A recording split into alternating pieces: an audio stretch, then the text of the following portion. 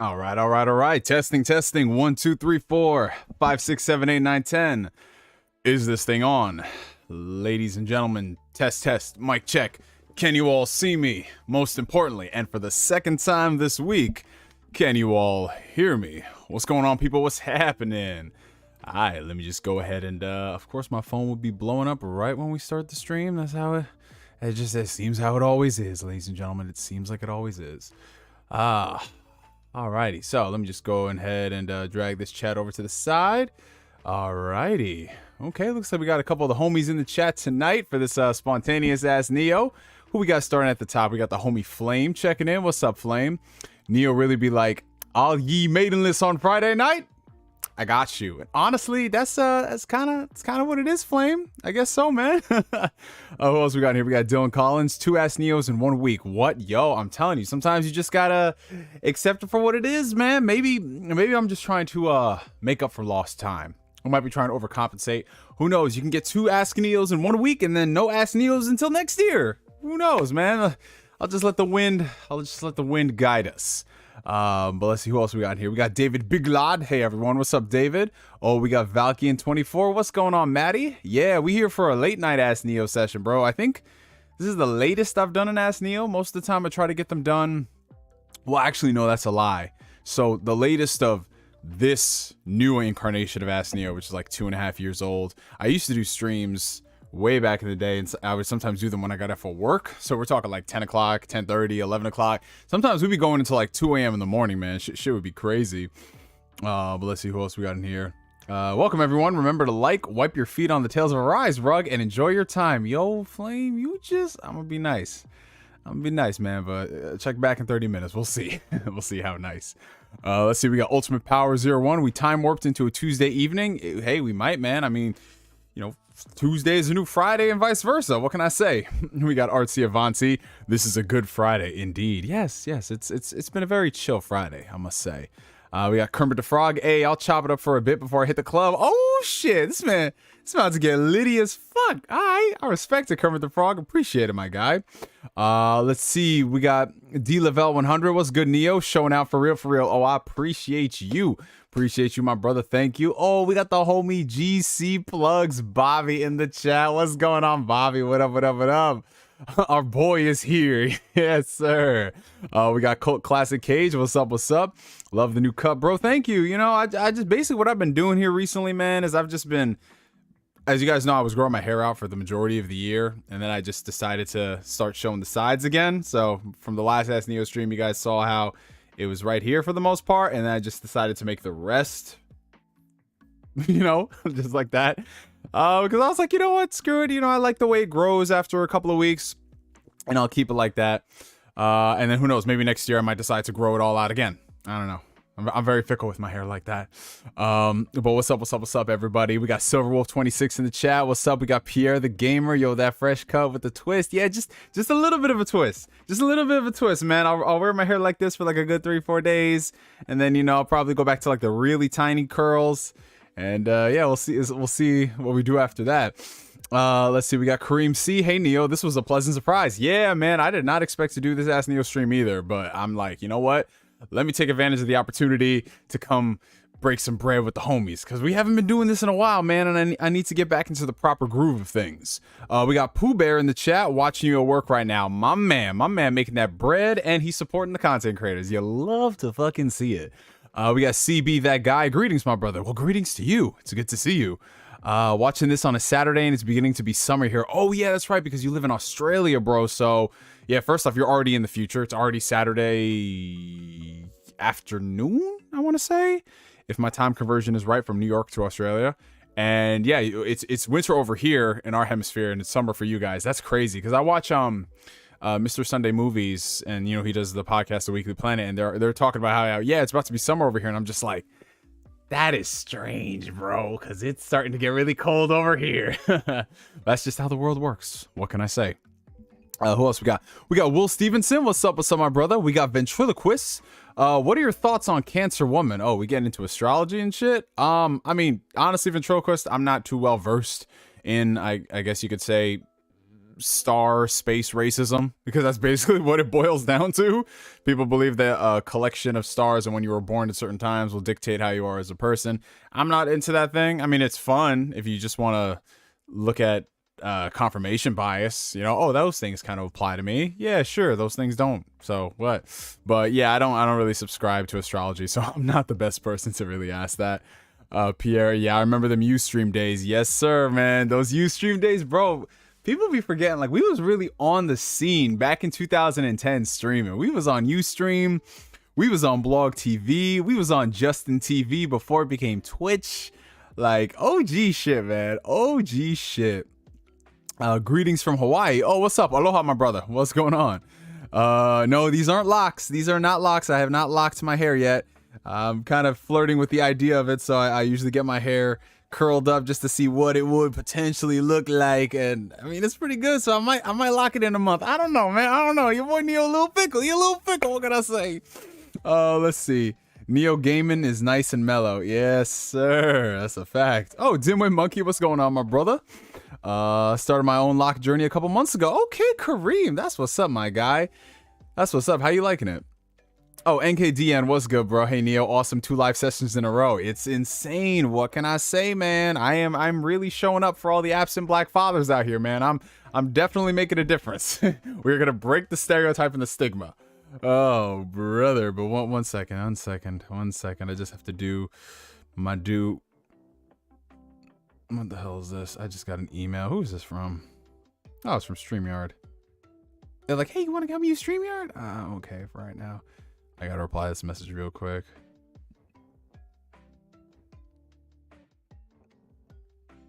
One sec.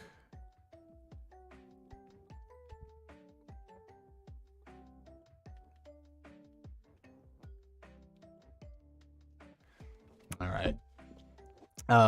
Okay, so let's see a couple more shout outs. Oh, we got the homie Julian Harris in the chat. What's going on, bro? Sup, bro? Just got home from work, and tomorrow gonna start working out to step out of my comfort zone. My man, hey, look at here, man. Julian Harris out here. That's some real king shit right there, bro. My best piece of advice for you, man, is just stick with it, bro. Stick with it through all the good days, through all the bad days, through all the halfway decent days, because you will get out so much of what you put into it, man. You know, your dreams don't work unless you do, my brother. So get after it, bro. All right, we got Michael Santiago. What's up, Neo? I finally got to check you out live. How you doing, bro? Toon Medic. Oh, my brother, Toon Medic. What's up, man? Yeah, you know, welcome to the stream. I know for some people this might be a first time doing an Ask Neo, because most of the time I do them during the weekdays, and some people are busy during the weekdays. Some people are off on the weekends, so it's like, hey, why not? I don't know. Depending on how things go, I might try to make Ask Neo, or at least have like a supplemental Ask Neo stream done sometime during the weekend, because I usually work weekends, but Fridays are very flexible for me, so I could take Friday off and switch it to another day, if that means we do Ask Neos because people like them. By the way, Ask Neos will still be on Tuesday nights, so we might do like Ask Neo Tuesday night and then another Ask Neo Friday night, but we might make the Friday night different than Tuesday night just to differentiate and have different things happening. I don't know. Everything is still up in the air. It's very fluid and volatile like that. Let's see. Oh, we got a lot of people checking in from work right now. I feel y'all. Happy I could keep y'all somewhat entertained.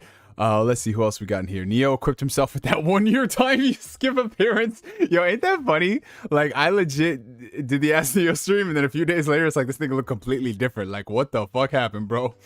Oh, man. Oh, we got the arsonist. What's up, brother? What's up? We got Marcus Doyle Terrell, for real, for real. How's the weather in New York City? Well, this week has not been that bad at all. You know, like previous weeks has been like pretty cold in the 40s. This week has been in the 50s, which is pretty decent. You know what I'm saying? You can go outside wearing a hoodie, maybe like a light jacket, you'd be all right. I mean, depending on what part of New York you live in. You know, if you live upstate New York, them niggas be getting snow and shit. And I was like, wow, I am not ready for that part. Not ready for that. Too early in the year for me. Let's see. I want to try a new hairstyle, but your man's head is too damn big to try out some new shit. Hey, listen, Bobby, you got to try out shit. I mean, obviously you want to work with you got to work with what you got. You know what I'm saying? Like some people can't pull off every hairstyle in the world, but at the same time, experiment. You might find something you like, bro. Like I've been just doing a lot of experimentation. Like y'all have seen throughout my history of YouTube, I've had dark Caesars. I've had frohawks, I have had mohawks, I've had afros, I've had a lot of different shit. Like I've been doing this for like the past year or so, and it's been interesting, man. It's been an interesting journey, especially as someone who's got black hair, you know, just figure out like, because I don't know what it was, but growing up, like it was always not taught to black people, but it was always like, okay, you either have to have like 1 of 3 haircuts and that's it. And it's really cool how in the past 10 years, it's changed exponentially where you see a lot of black guys out there with different hairstyles. It's pretty dope. It's really dope.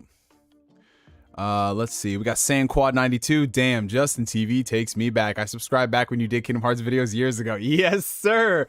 Ooh, them old school Kingdom Hearts videos, man. Them theories, the speculations. Speaking of which, probably before the end of the year, we are going to have that Neo reacts to old YouTube videos. We're gonna be getting drunk as fuck doing that, but it's definitely gonna happen. So I want y'all, you don't have to post them now, but compile a list, because we're gonna be streaming probably for like an hour and a half that night. Compile a list of like videos we gotta react to. Like obviously I do want to react to, of course, the Kingdom Hearts 3 video again. It's only right. The Cartoon Network rant and the Disney rant. Like those are my 3 videos I know off the top I want to react to. But if you guys have any other favorites, you know, maybe something that you find really interesting or hilarious and I just don't remember, feel free. But yeah, it's gonna be a fun night. I haven't settled the date just yet, but I know it is gonna be probably happening I want to say around the holiday times. I'm kind of thinking of aiming for the 20th, that Tuesday before the Christmas season kicks in, because I know everyone is going to be busy with their families. They might be going away, shit like that. And if not the Tuesday, maybe the 27th would be pretty cool, because that's like right before New Year's. But yeah, you guys compile a list. Like I said, I've already got 3 videos that I'm thinking about reacting to, and then we'll just go from there. Let's see who else we got in the chat. We got bummed, bro. I was supposed to perform for my school choir tonight, but I'm sick. Oh man, that's terrible, arsonist. That's terrible, bro. What position? What position? Like it's a sports team. But what do you perform? What are you, like an alto, you baritone, bass, something like that, man? You might be a soprano for all I know. You hit them high notes. But yeah, man, that does suck. But the important thing is just to take care of yourself, man, because there will be other concerts. And I know it feels like you're letting people down, but you're not, man. You can't control what the body does. What's up, Neo? Came through to support Brody. Oh, I appreciate it, Dre Watson. Thank you so much. If you guys are enjoying the stream, make sure y'all hit the like button. It helps out the channel tremendously. It helps send the stream out to the ether so we can bring a whole bunch of weirdos into this awesome family of ours. Let's see who else we got. We got the homie Don Otaku. Damn, too many streams for this to be the real Neo. Now he has a new hairdo. No, let me repeat that because I gotta add the emphasis to it.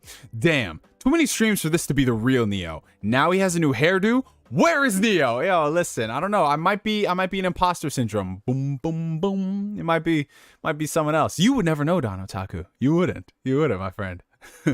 Okay, you know what? Okay, on some real shit though, I am curious. A good way to engage the chat for tonight. What do y'all think would be like a telltale sign that something is wrong with Neo? In the sense that, like, if Neo comes onto the stream and he says something, what would be the indicator that, okay, Neo is in danger, Neo's been kidnapped, or Neo's been replaced? Like, what would be something I would say?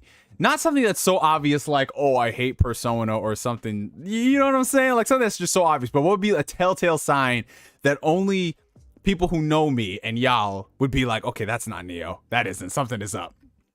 You know what I'm saying? I want to see y'all get creative with this shit. Okay, so I'm gonna shout out a few more people. I'll do the intro and then we'll get back to the usual stuff. Dominic Richardson, what's going on, my brother? Good to see you. Again, Jay Redux, awesome to see you as well. Let's see. We got Pip in the chat. Hey Neo, I need to ask you a question. Feel free. Go ahead, Pip. We got Ray Lay in the chat. Baby Neo reacts. Oh boy. Yes, sir. Yes, sir. Let's see who else we got in here. We got Deuce 1042. Oh my God, my brother Aaron Lackey, my brother. It is so good to see you, man. Hey Neo, how'd your date go? Yo, listen, you know what? That is gonna be a topic of the story time tonight. We got a story. Your boy Neo went on another date this week. We got Aaron Stallings. Aaron, good to see you, bro. It's been a while. We got Mr. Platink. Neo is in my heart. Mr. Platink. It has been literally months, man. I hope you've been doing well, dude. Oh, man. We got everybody showing up tonight. That's amazing. Cutter Freeman, my guy. What's up? Wagwan. If you told a joke, that was funny.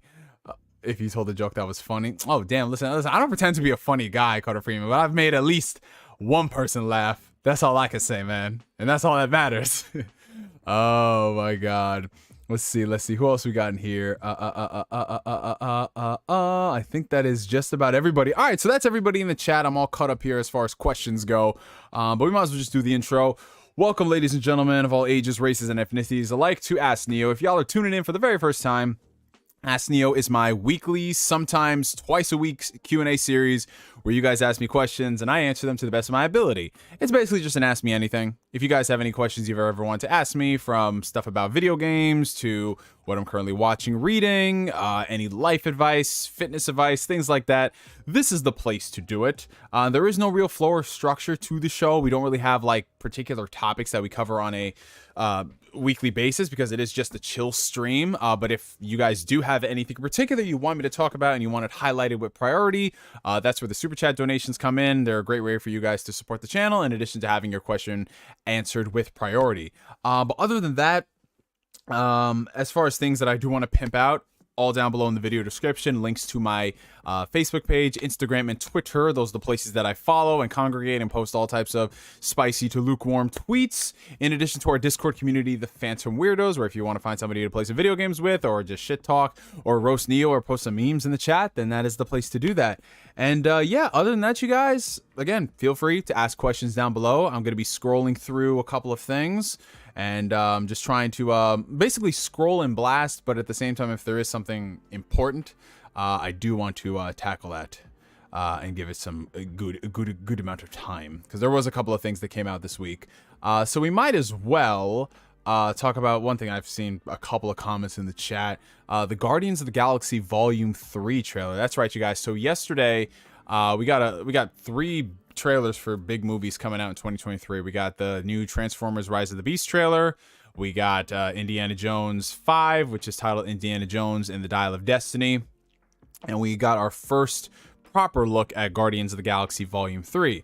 And just to talk about the other trailers real quickly, I'll start with the one that was, I guess, my least favorite, mainly because I don't really care too much about the film franchise, but Transformers Rise of the Beast. And when I say I don't really care too much about the film franchise, it's just, for the most part, Transformers movies, in my honest opinion, have not been the greatest that they could be. The best of the bunch, obviously, was Bumblebee, and of course, you can count the first Transformers movie because that was halfway decent. But ever since then, it's just, yeah, I'm not going to sit here and rehash all the nonsense. But I was kind of optimistically looking forward to this new future of Transformers movies, because it did seem like they were focusing less and less on the more goofier aspects of the Michael Bay movies and more on the Transformers. That's what we got with Bumblebee.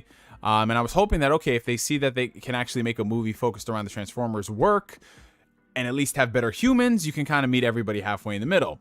And now with this movie right here, Transformers Rise of the Beast, dealing more with the Beast aspect, it seems like it's going to be focused way more on the Transformers than the humans. But unfortunately, just given the nature of Hollywood and how things work, you have to have humans in the roles. You can't just, God forbid, you have a CGI movie with just Transformers, because, you know, apparently people won't show up for that. I don't know.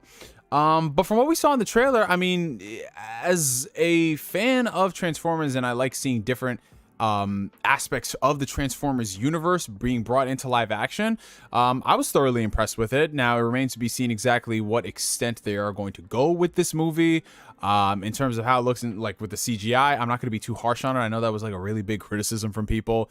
They said the CGI just doesn't have the same oomph that the Michael Bay movies have, and that is something I will give the Michael Bay movies, even though they are ridiculous and they are hard to look at some points. The CGI, when it had really good scenes, it looked phenomenal. And in this one, it doesn't look like it's on that same caliber. I don't know if it's just a budget difference or maybe it just needs more time in the oven. You know, this movie doesn't come out till the summer, I believe, so they have some time to work on the CGI. But yeah, you know, if it's just a solid Transformers movie and they keep moving the scale, it tips more and more towards the Transformer stuff, I'll be on board with that. It's going to be interesting to see what their new end game is going to be, because you had the Bumblebee movie, which was the prequel. Does this take place in that same continuity as Bumblebee, or is this something that's going to take place way beforehand? I haven't really done all the research on this movie, to be fair. So there's that. But yeah, you know, I feel like if they are going to be starting, it's not a full reboot in that sense, but if they are going to be reintroducing the audience to Transformers in that respect, I feel like now would be the best time to try to build up towards Unicron. I know there was that little tease at the end of The Last Night, so that could be something they potentially do with this. I don't believe he's going to be the main big bad for this movie, because I feel like that is something you could spend at least a couple of movies building up towards and then make that shit epic, as the kids say. But yeah, it's being directed by Stephen Cable Jr. He was the guy who gave us Creed 2, which I thought was an overall solid sequel. It definitely wasn't as bad as I thought it would be, considering Ryan Coogler wasn't working on it. It was just like a solid follow-up sequel. So I'm excited to see what they do with this one. And the next trailer was Indiana Jones 5, now titled Indiana Jones and the Dial of Destiny. This one I'm actually really looking forward to. Now, I know it is kind of sacrilegious to look forward to another Indiana Jones movie, especially after how bad Kingdom of the Crystal Skull was. But considering James Mangold is involved, and I'm a really big fan of his movies, he's actually becoming one of my more favorite directors working in like the big budget Hollywood landscape. I mean, of course he did the Wolverine, and then he gave us Logan. Ford versus Ferrari I thought was amazing. And now he's doing Indiana Jones 5. And like I said, my expectations aren't through the roof for this movie, provided I get a really good Indiana Jones movie that is on par with the first 3 movies and less the Kingdom of the Crystal Skull. Then I'm okay with that. This is going to be the send-off for Harrison Ford. It is so surreal, though, because when you guys think about it, like, Harrison Ford coming back for Kingdom of the Crystal Skull in 2008, I remember everyone was saying that's such a big deal because it's been so long since he did an Indiana Jones movie, and now we're going to be 15 years removed from that film by the time Dial of Destiny comes out, which is crazy because it's kind of like, it's like, oh, he's getting another shot to play Indy. You know what I'm saying? Like, there's usually only one time we say that with actors. Like, yeah, they're getting one more ride at playing this character they played like 20 years ago. And now you're going to do it again almost 20 years later.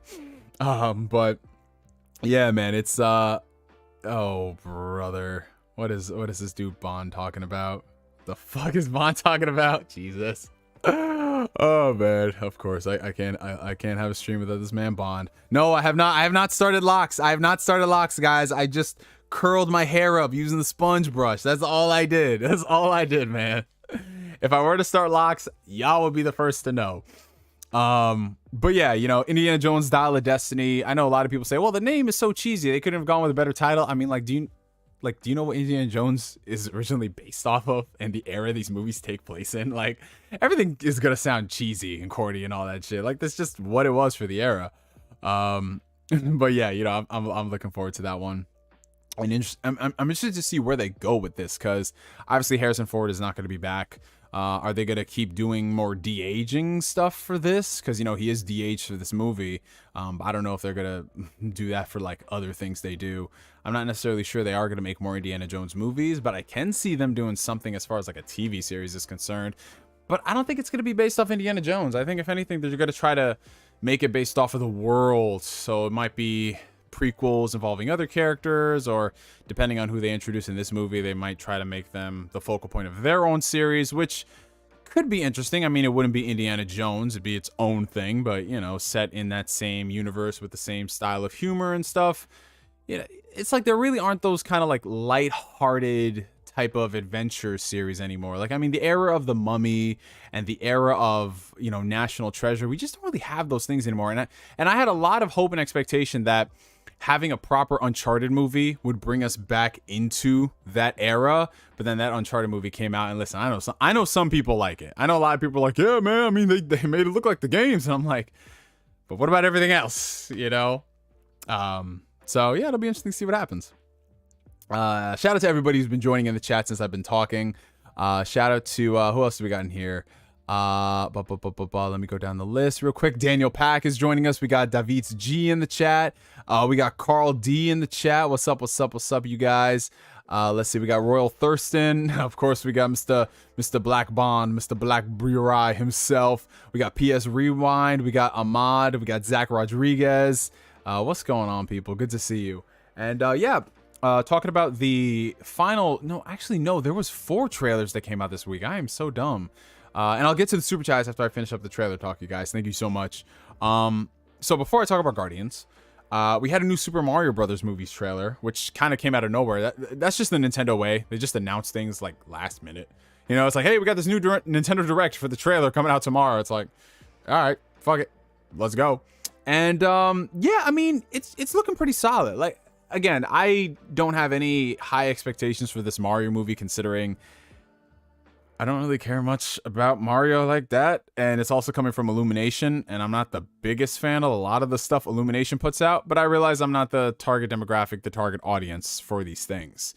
But I saw the second trailer, and I thought it was all right, you know? Like, I'm listening to the voices of the characters, and I'm listening to the celebrities that they brought in, and I mean, outside of Jack Black, from what it sounds like, it's just like they recruited these people for their voice and not necessarily for their talent. So, I mean, that is very disappointing. But, I mean, that's just the nature of the business with Hollywood, unfortunately. They need to sell names on posters and shit. Like, an even crazier example was I remember when, like, the Ratchet and Clank movie came out, they had completely separate voices for some of the characters that appeared in both the game and the movie. I'm talking about Ratchet and Clank 2016. Like they had some actors, like I think Sylvester Stallone, Bella Thorne, a couple like Hollywood celebrities, and I think in the game they didn't voice them. But they wanted those names on there because when they send out the promo emails, it's like the next movie starring, you know, XYZ actor and blah blah blah. But again, and Valkyne24 brought it up. Yeah, names on the posters. Kids don't care about that shit.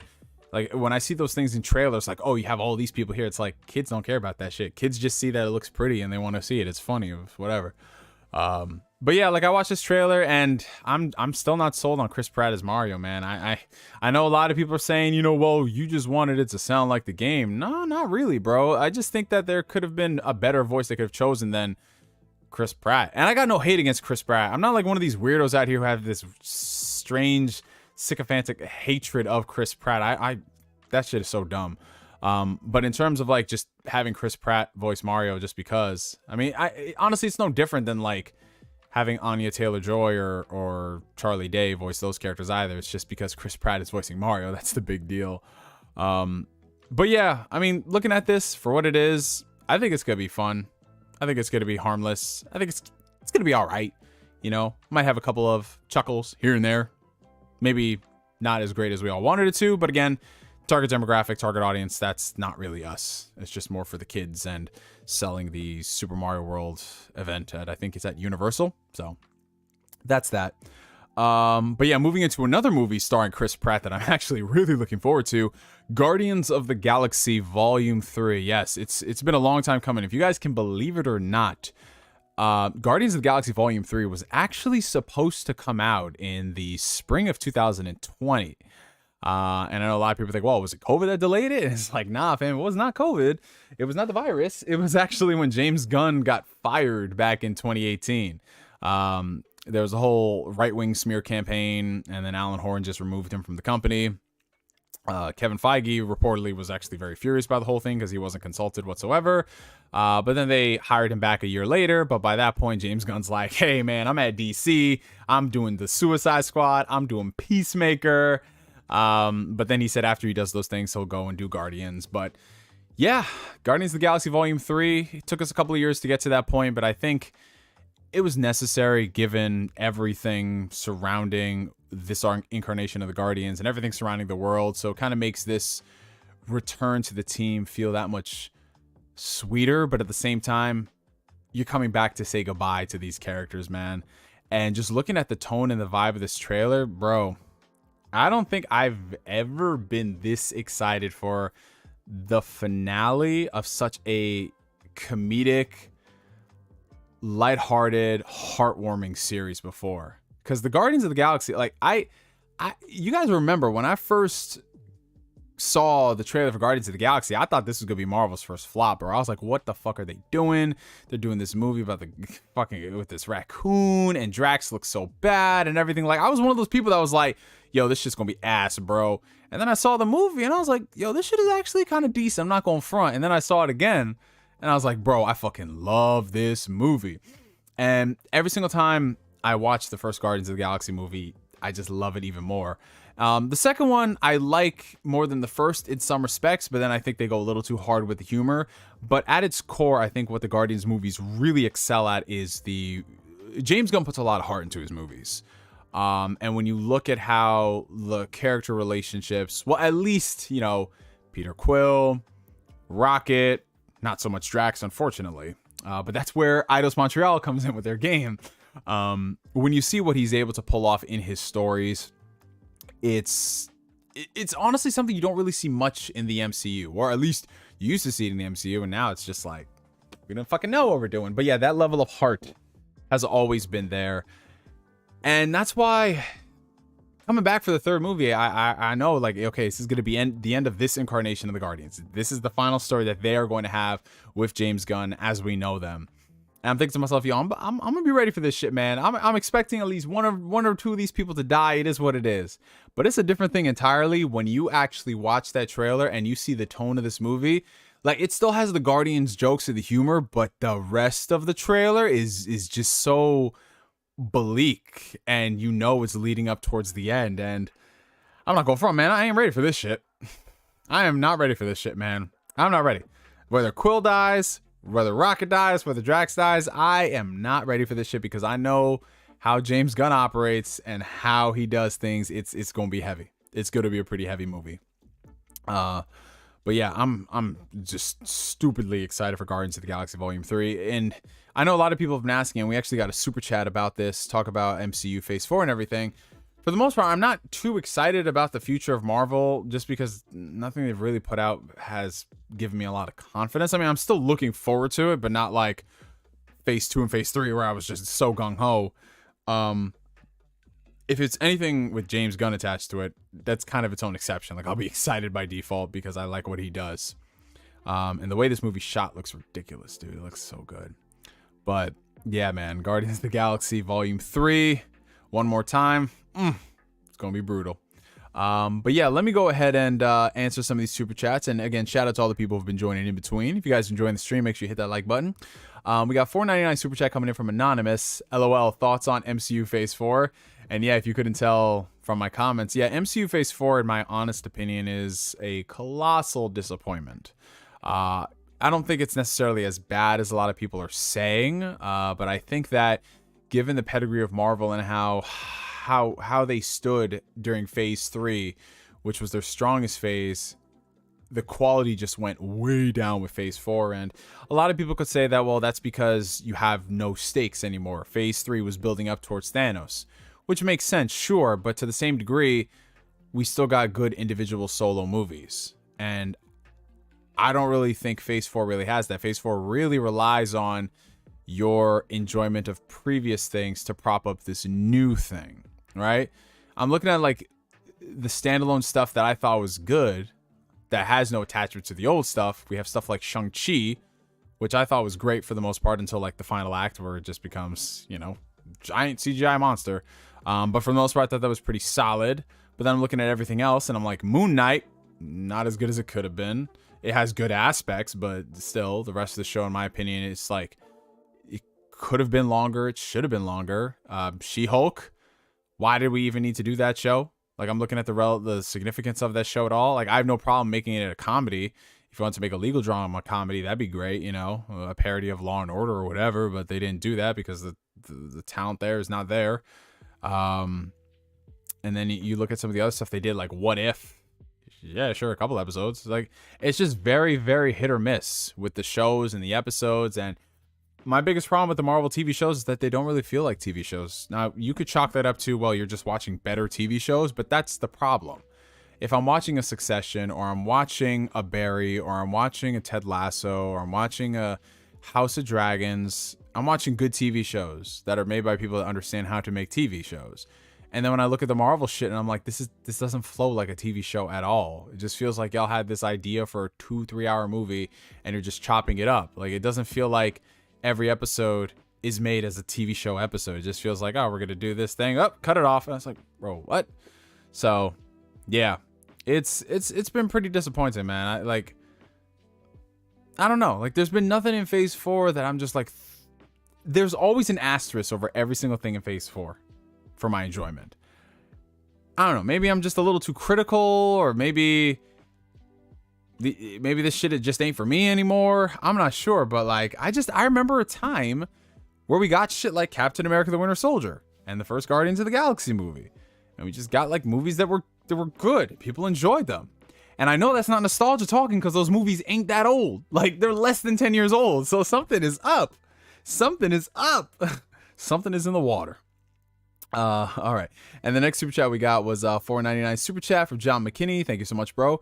Which Cartoon Network show would work better to cross over with the Proud Family? Courage the Cowardly Dog or Ed, Edd n Eddy? Okay, so the funnier approach would be Ed, Edd n Eddy, because there would be so much fuckery they can get up to with the Ed Boys, and then just Penny Proud and their group, and then just having a conversation between the Ed Boys and Oscar Proud as well, because they're both schemers and scammers. That shit would be funny. So I would definitely say Ed, Edd n Eddy and the Proud Family. Like, Courage the Cowardly Dog with Penny Proud, I can't really see that. Maybe a funny gag with Courage and Sugar Mama, but I would definitely say Ed, Edd n Eddy has a lot more potential. Let's see. All right, let's see.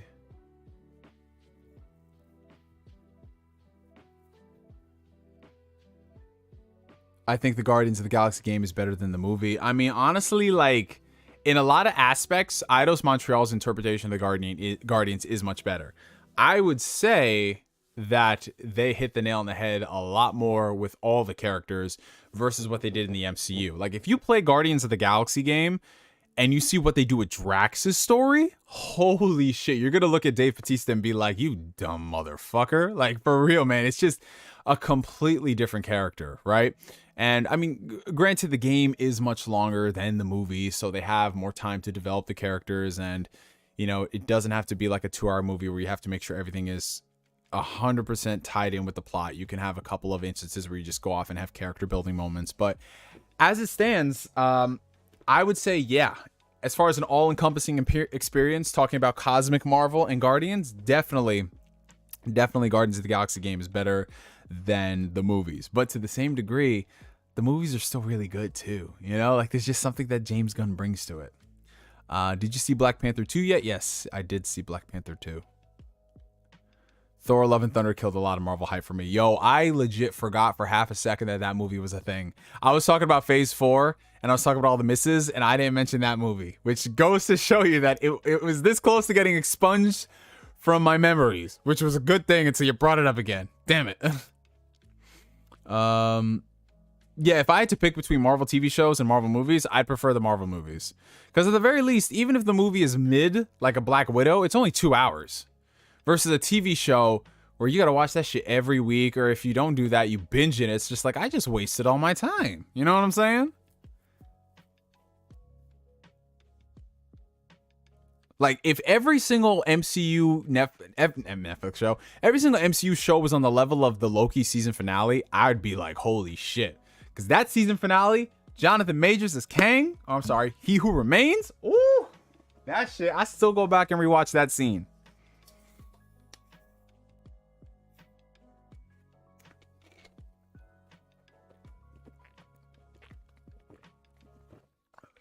All right. So, let's get to Pip's question. Neo, my question is between Xbox and Nintendo. Nintendo makes Xbox... Okay, wait. So, Pip's question is between Xbox and Nintendo. Nintendo makes games arguably centered for kids. Xbox just has fluff with cutscenes and minimal gameplay. Which one to choose?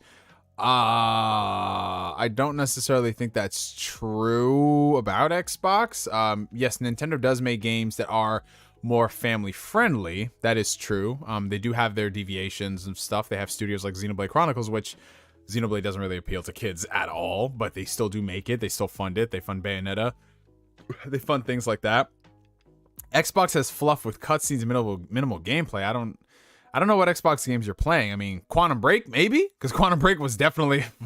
that was an experiment. That was a lot of watching of TV shows and cutscenes and stuff. But for the most part, Xbox, they have games. Like, whether they're to your liking is subjective. I know a lot of people don't really care. I don't care about State of Decay. I don't care about Sea of Thieves like that. I've played both of them just to experience them. But those are definitely games. They don't have real heavy cutscenes. Like Halo had cutscenes, but not really. Same thing with Gears. Like I don't understand that question. Like it's just I don't get it. I don't get it.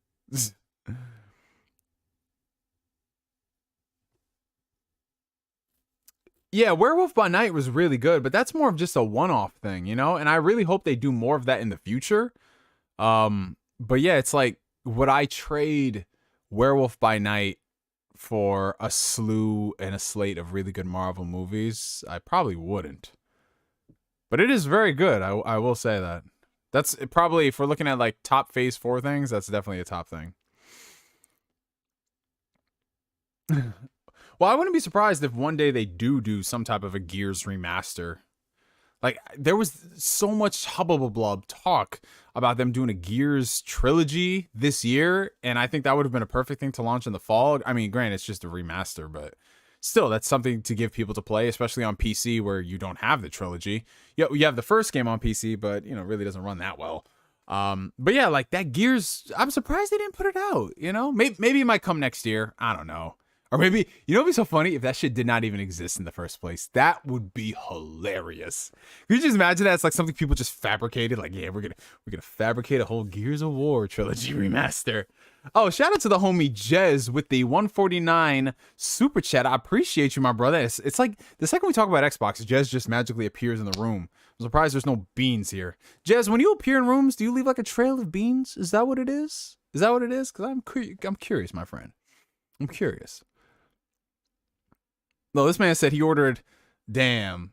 Yo, I've definitely had retailers do that, where it's like I'm ordering something really small, and then they ship it in a big-ass box. Like, I could be ordering, like, you know what's really crazy? I don't have a lot of physical Xbox One games, because, you know, I bought it, like, towards the end with the One X. I have, like, this, Tales of Vesperia Definitive Edition, and Digimon Survive is, like, my only Series X physical game. But I bought this shit on Amazon because it was on sale for $20. The Iceborne Master Edition Deluxe. I purely bought this shit because it was a steelbook, right? And it just looks so fucking dope. Look at it, bro. I haven't even opened this shit. I don't even play Monster Hunter World, but I spent $20 on this because this came out. I think it was a price fuck up. So literally, I was like, oh, I feel like I'm getting one over on Amazon. And it's like, did I really get one over on Amazon?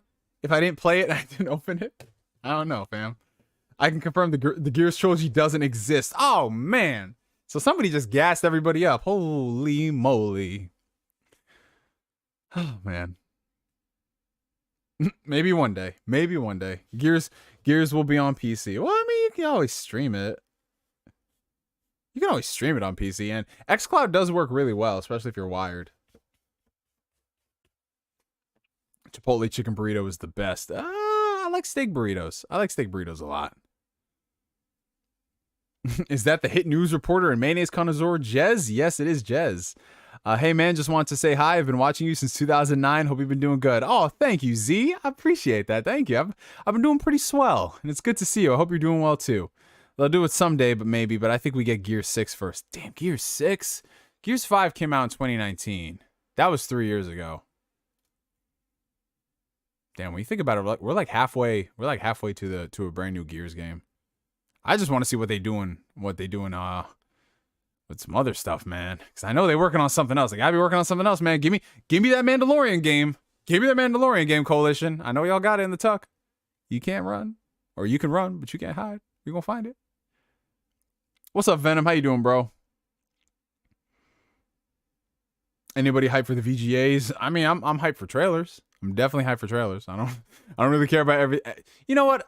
The live performances, if they get the mixing down right, I'm definitely gonna watch that. But I'm there for the trailers. What's up, Roxy? How you doing? Welcome to the chat. Hope everybody's having a good Friday evening. Yo, yeah, that Order 1886 box was crazy, bro. And you know what the funny thing is? I still have it here. So I bought, Target had it on clearance, the Order 1886, I think collector's edition. It came with the game, a steelbook case. I believe that's it. No, it came with the game and a steelbook case, and you had this Sir Galahad. It's like a book stopper. You know, you put it on the shelf. You can hold your books up. I've never used this to hold any books up. It just sits on the shelf next to my Ant-Man. Well, I'm sorry. My Captain America Civil War Giant Man Funko Pop. Look at this fucking Funko Pop, you guys. I know this is not the biggest Funko Pop out there, but when I bought this shit in 2016, I was thoroughly surprised. Look at this shit. This shit is as big as my head. Like, a little smaller. But look at this shit, man. This is crazy. But yeah, so I've had this shit like right next to it. I mean, it's a pretty detailed book stopper or whatever you call those things. But I like the Order 1886. I mean, it was definitely heavy on the cutscenes, and it was only like 5 hours long. Damn, I have not dusted this thing forever. Jesus Christ.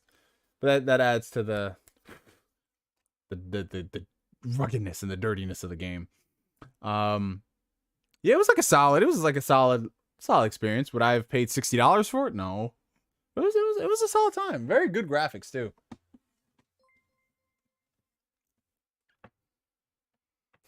Yo, those fucking listen. Let me live. I want to see my Wind Waker HD. Give me a Wind Waker HD Twilight Princess double pack, and I swear to you, my boy Neo will be tap dancing like crazy. Like, listen, I am the first person to come out and admit when I'm a hypocrite. I'm out here saying like, listen.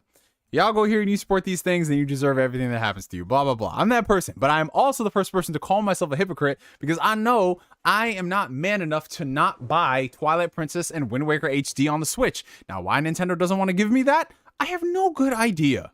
It's because we don't deserve anything good in life. And that's what kills me on the inside. Like, bro, it's like... ugh. Nintendo will do everything else. But give me Twilight Princess and Wind Waker HD. I'm not asking for a lot, Nintendo. I'm really not. Hold on one second. I gotta text somebody back. And I will get to the super chats in 1 second, ladies and gentle germs. Whoa.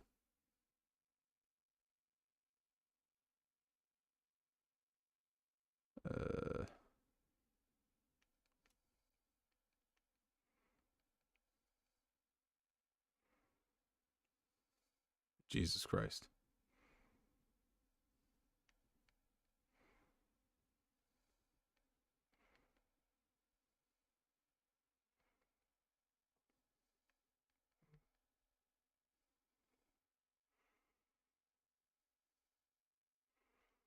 One second.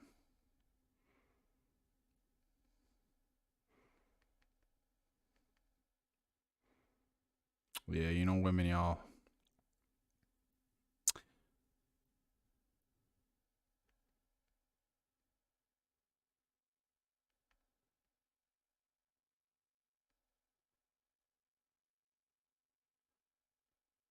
All right. Anyways, okay. So shout out to the people who've been joining in the chat. Like I said, we got B-Rex Media, we got Arturo in the chat. What's up? What's up? We got Weeb Slayer. Oh, you got a day off today, Roxy? That's what I'm talking about. Let's go. Black Dragon. Let's see. Okay, so we got a couple super chats, and then I guess we'll get into the story time of the week. We have $4.99 coming in from the homie John McKinney. Thank you so much, bro. So you're 1 out of 2 for a Proud Family Ed and Eddie crossover. Trudy and Sarah would kill Eddie. Penny would beat up Kevin and the Cankers. Yeah, no, if we talk about like hand-to-hand combat, the Proud Family clears the Ed and Eddie squad. But if we talk about just like straight humor and jokes, I think that they would all get along great. 2 out of 2 for a Proud Family Courage the Cowardly Dog crossover. Eustace would scare Courage with his mask. Then Trudy Brown would kick Eustace in the nuts. And then Eustace would say, what did I do? I can see that happening, you know, with Trudy's spiciness. Yo, Trudy Proud. Ooh, Trudy Proud. She was a baddie, bro. I need to see the prequel series about how her and Oscar got together, man, because that just I got so many questions. Dang, new haircut. Yeah, I trimmed my hair a little bit, but all I did was just, use the sponge brush and just, curled my hair a bit. But yeah, like the sides came down a little lower, nothing too crazy. All right. When Nintendo finally acknowledges Metroid Prime, I'll turn my Switch on. You got a better chance of seeing Jesus than that happening, bro. Metroid doesn't exist.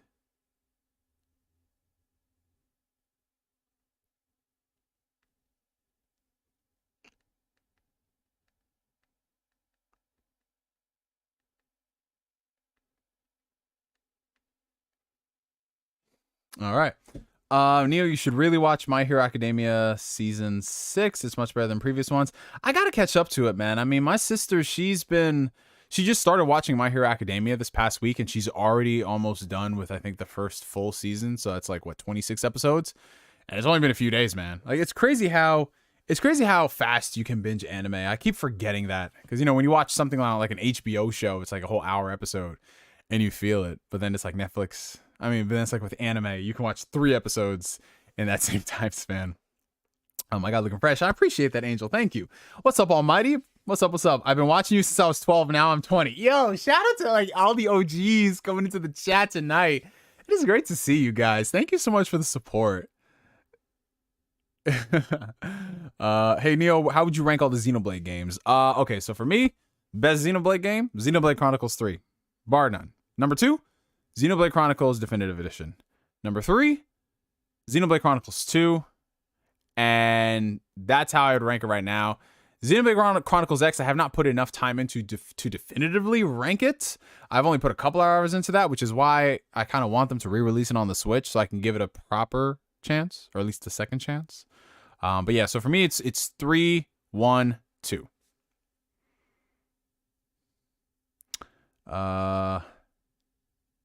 My general manager at work wanted my opinion on who to make a manager, but I myself am not a manager, but gave him my opinion on stuff, and that's big because it shows he values my opinion and thoughts. Hey, there you go, Julian Harris. He hopes that you're a good judge of character, my man.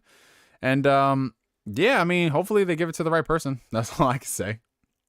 Are those Ray-Ban glasses? No, these aren't Ray-Ban. Yeah, I'm sorry. These aren't Ray-Ban. These are Polo. These are Polo. Got that Ralph.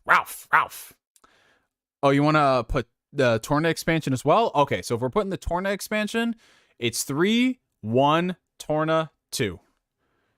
And I'm not saying like 2 is terrible, because it's not. 2 is a good game with some caveats. But there's just like, when you're comparing like 3 really awesome games, there's got to be something that's like at the bottom. You know what I'm saying? Not everybody could be on top. Okay, so all right, so story time, because a lot of people have been following. I have not watched the new JoJo stuff yet. I need to. That's on my list, but I'm going through God of War right now. And anytime I deviate away from God of War is less time I'm playing God of War, and I'm so behind because everyone's already beaten the game and I'm like only halfway through. It's not good. I started watching you when you appeared on Weapon Wheel Podcast a few years ago, and I do remember your old reviews on the Sam Raimi Spider-Man movies. You were harsh on those films. Yeah, man.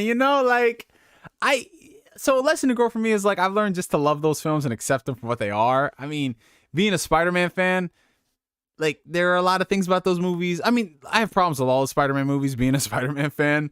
But it's just one of those things where it's like, yeah, you're harsh on something that you like, but the older you get, you're just like, I accept it for what it is. I have fun with the good parts about it, and the bad parts, I'm just like, yeah. You know what I'm saying? Like Spider-Man 3, it's got a lot of bad shit in it, but at the same time, I love watching that movie. Like, it's just so funny at times. Oh, man. But appreciate the support, Superior Artist. Thank you. Damn, people don't be fucking with the first Xenoblade like that. I love the first Xenoblade. Like, I wish it had the quality of life improvements the third one did, but I love the story in the first Xenoblade game a lot.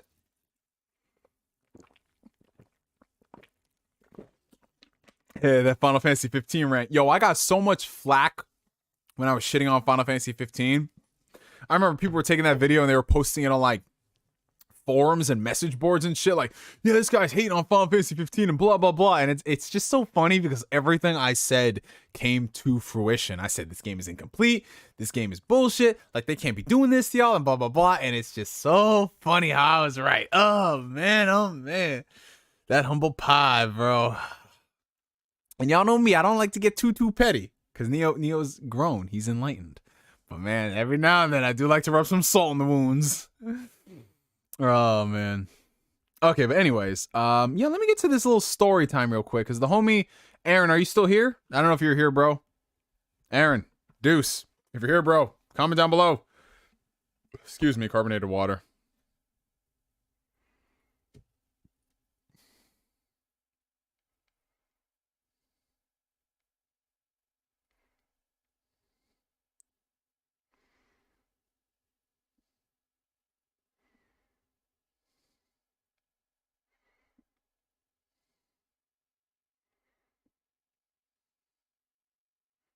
All right.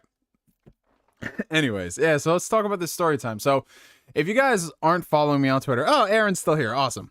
So if you guys aren't following me on Twitter, you should. It's twitter.com/NeoGameSpark. I've been posting about my interesting experience as of late in regards to this chick I met at the gym. Now, y'all know me. Y'all know me when it comes to this dating shit.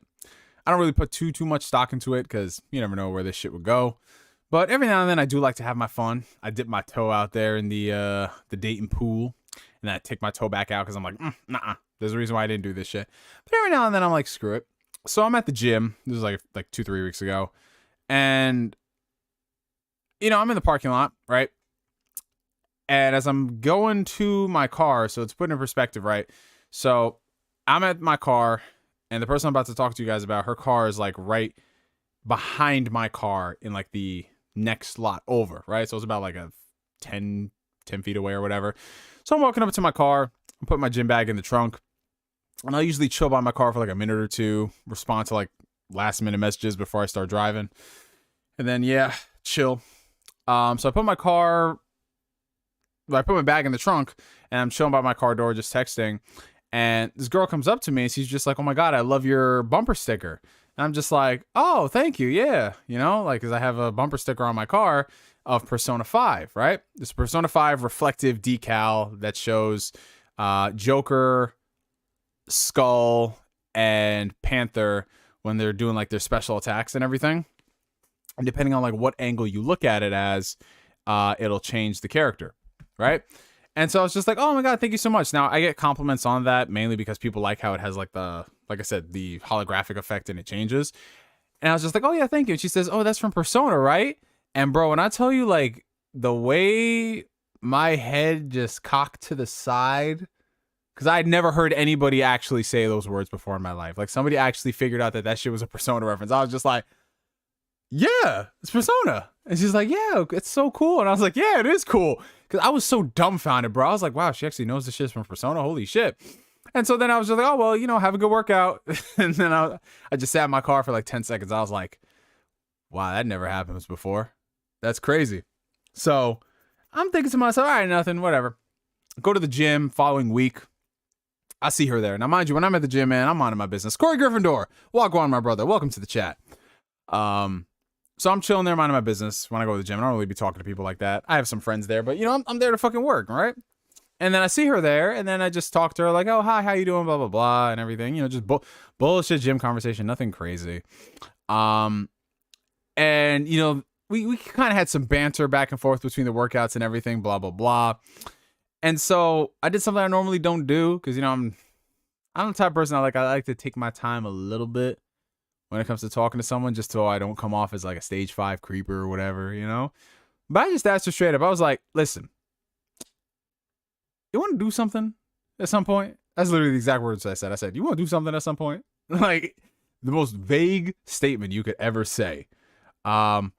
So you never seen her in the gym before this? I mean, I see her, bro, but the same way I see a bunch of other people in the gym. Like, I see people there, but I'm not really looking because I'm there focused on my workout or whatever. It was the fact that she said that she recognized the Persona bumper sticker. I was just like, wait, what the fuck? That's what kind of caught my eye. And so she said, "Yeah, I really like that." So, you know, we exchanged numbers and blah, blah, blah. And mind you, this was Thanksgiving, the eve before Thanksgiving. So it was like last Wednesday.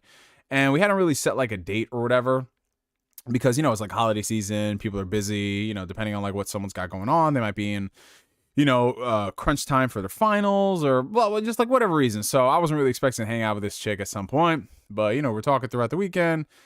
And I'm thinking to myself, yo, let me see if she wants to hang out sometime next week, because this chick is kind of dope, like she's kind of dope. I'm like in like the conversation. She's a big nerd, she's into that stuff. Oh, shout out to the homie. Oh, we got the homie Robert Storms Games Plays with the $2 super chat. Thanks for the help, bro. I appreciate you, my brother. So for those who don't know, that is the homie Robert Storms, aka Storms Inc. He just set up his gaming channel and he's doing really well on there. He's over there putting out a lot of Steam Deck content, something I got to do as well, because I've had the Steam Deck for a couple of months now. I haven't said shit. So I got to do that. But appreciate the support, my brother. Thank you so much. And they got Leon Mikas with the 279 Canadian. Is my boy simping? LOLJK. Yo, listen, Leon, I might be simping right now. I might be simping. Oh, we'll see. We'll see if I get permission by the end of this story. But yeah, so I was like, fuck it, let me ask her out. See where this shit goes. Nothing crazy. So we're talking. And, I was just like, let me see if this girl has got some free time sometime this week. I was off Wednesday night, so I just threw Hail Mary. I was just like, what are you doing Wednesday night? I know it's kind of strange to hang out on Wednesday night because, most people work weekends. And she's like, well, I'm a nurse, so, my schedule is pretty flexible for the most part when I'm not working. I was like, oh, that is perfect. So you want to hang out Wednesday? And she's like, yeah, sure. And so I'm over here thinking like, all right, so we'll go to the food spot, something nice, low key or whatever. She hits me with, you want to go see a new One Piece movie? And I'm like, I could be a straw hat for the night. I could definitely do that. Now, mind you, I'm like 2 years, 3 years behind on One Piece, so I don't even know what the fuck is going on at some point. Like, I know the important shit that I see people post online, but like, I don't know if it's going to be I don't know if it's going to be some crazy shit that I'm missing and blah, blah, blah. What the fuck? Yeah. So I was like, yeah, sure, let's go see this One Piece movie. Why not, bro? And, it kind of went against all the traditions that people say you shouldn't do on a first date. Like, don't go to a movie because you want to talk to them, blah, blah, blah. So I picked this girl up from her place, talking in the car, good conversations, blah, blah, blah. Then we go see this One Piece movie, having a really good time. And, as we're leaving the theater and everything, I start noticing something about this chick. I was just like, is she wearing Triforce earrings? And that's when I was just like, what the fuck? Am I being punked right now? Because I have never in my imagination, wildest imagination, ever expect to see somebody out here with Triforce earrings, bro. And I was like, whoa. So of that principle, I was just like, yo, I gotta see what this girl is all about, because that's some baller ass shit, bro. Like, yo, that's crazy. Cause like I'm the type of person, like, I'll walk out of here with wearing like a Roxas necklace or something. I'll add that shit to my fit, If I had piercings, I'd probably do some type of an anime piercing. But I don't really be seeing people like that with Triforce fucking earrings, bro. So I was like, oh shit, what? And so, like, we get back to the car and I ask her, you want to get some drinks? And she's like, yeah. So we go and we just start talking, and we're just talking all about the nerd shit that we're into and everything. And, we grew up watching similar shows, and she's really big into Legend of Zelda and all that stuff. And I was like, wow, that is dope. Now, mind you, this is like the first time I've ever been out with somebody who's a nerd, bro. And I know for some people watching, that's kind of hard to believe, because it's like, yo, Neo, you're into all this shit. Wouldn't you like someone who's into the stuff you are? Not necessarily, because it's not like I go looking for that stuff. It's mainly someone who understands that, hey, this is my hobby, this is my passion. We can enjoy it together, but it's not like a deal breaker for me if you're not into anime or video games. Just realize I like this shit. And it's worked out for the most part with all my previous relationships. They've never like come at me for my interest and shit that I liked. But then I go out with this chick and I was like, wow, that's crazy. And, similar senses of humor, sarcasm, and all that stuff. So yeah, it was a really good first date. I'm going to see where this goes. Now, obviously, I'm not getting my expectations too high through the roof, because you never know what can happen with a chick. You could be dating for a couple of weeks and then shit don't work out. Deuce asked, what happened to that Japanese chick you were with? She came and went. Nah, she wasn't Japanese, bro. She was Chinese. And yeah, we was dating for a little while, and then so it's a whole long story on that, but suffice it to say, the moral of the story, Wee Man on Wheels, what's up, my brother? Suffice it to say, moral of the story is protect your peace no matter what. And people who got problems and shit that they don't want to work on, you gotta walk, man. You can't help them with that shit, bro. You can, man. But yeah, so it was a really interesting first date. Really interesting first date going out with somebody who's a nerd and just similar mindsets about a lot of things. So yeah, I'm definitely gonna ask her out on another date, see where things go from there. And yeah, I'll keep you guys posted. We'll see what happens. I knew this day would come. Neo, heart to heart. Does this mean I have to stop flirting with you? Mr. Platink, you never have to stop flirting with me. You never have to stop, my friend. If you did, I would take that as the biggest offense. I appreciate all the nice comments, you guys. Yeah, I mean, like I said, I'm not over here going too crazy about it. I'm thoroughly surprised. I'm like, that's interesting. But it's not something I'm sitting here like getting overly excited because you want to see what happens afterwards. You know what I'm saying? 279 from Leon. I love hookers. Well, I'm happy for you. Hookers need love too. Make sure you pay them.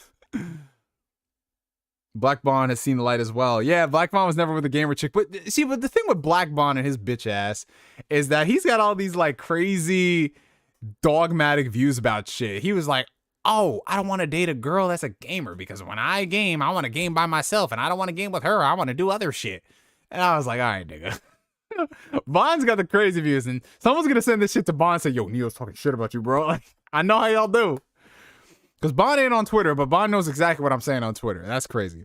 Neo's girl was my coworker. Sorry about that, pal. Hey, listen, Cutter Freeman, you can have her. That's all I can say. You can deal with that, bro. You can deal with that, bro. If you were able to successfully take her away from me, bro, thank you. That's all I can say. Fire prologue, not gonna lie. Yes, sir. And now my homie Tundex is calling me. Let me go ahead. I'm gonna answer this on the stream. Yo, Tundex, what up? How's it going, bro? Not too much, man. We just over here doing a little Ask Neo live. Oh, Ask Neo live. I didn't know you were online. What kind of questions you getting, bro? Oh, we getting all types of questions. We're doing some story time right now. Everybody say hi to Tundex. Yo, what up, what up, what up? Yeah, so yeah, you know, we just was talking about the date with the Legend of Zelda girl, the Triforce girl. Oh shit. If I wasn't about to stream, I would tune in. Nah, you good, bro. You good. You about to stream? What you about to get into? Probably some Pokemon, you know, see some glitches and shit, you know. Hey, that sounds like the Pokemon experience right there. That game is fun as hell, but it's glitchy as shit, you know. I feel but anyways, you get back to your stream. I'm sorry, didn't know you were streaming. Now you do good. Your thing, my boy. Now you good, my man. And everybody, after the stream, I want you to hit up to the homie Tundex. It's Tundex Plays on Twitch. He's gonna be streaming some of the Pokemans if you guys are interested. Tundex_Plays. That's his stream. Yeah, let me know. Yeah, let me know. You'll probably post it on Twitter, right? Yeah, it'll be there. All right, bet. All right, peace. Yeah, that's the homie. That's the best friend right there. Big brother man Jamal. Yes, sir. Neo talking shit about you. He ain't even watching the stream right now, Flame. Fall through the floor. Yeah, that's the Pokemon way. But yeah, so that's the prologue. That's the prologue on that situation, you guys. Update on Neo's dating life. And the reason why I keep checking my phone is because she keeps texting me about shit. She's texting me about her anime ships right now, and I don't know how to feel because I don't do this. Oh my lord.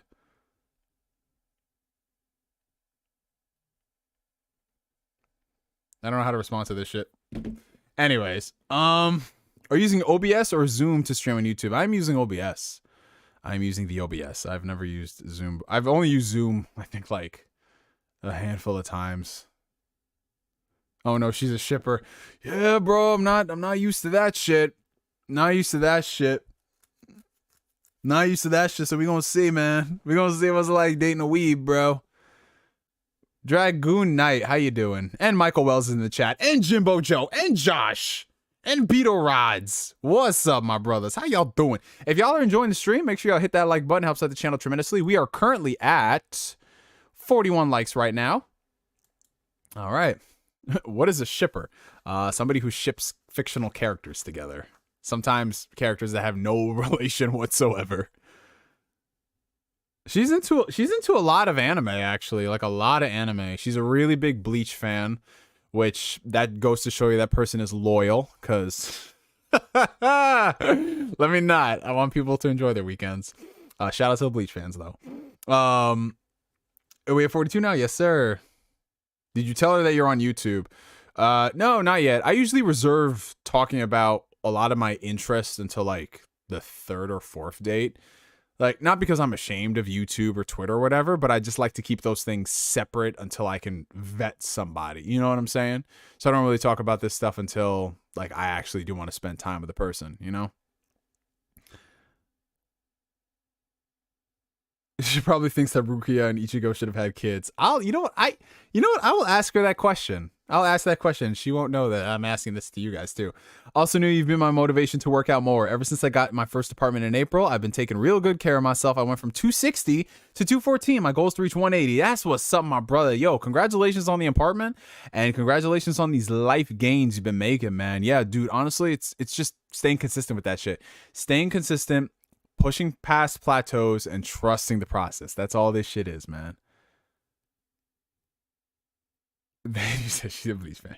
Sounds like a keeper, dude. Thought you said you don't want to quickly blow your load. Hey, yo, Battlefield Joe. Relax, my brother. Relax. But nah. I'm just taking my time. I'm taking my time, but I'm not wasting my time. Hold on.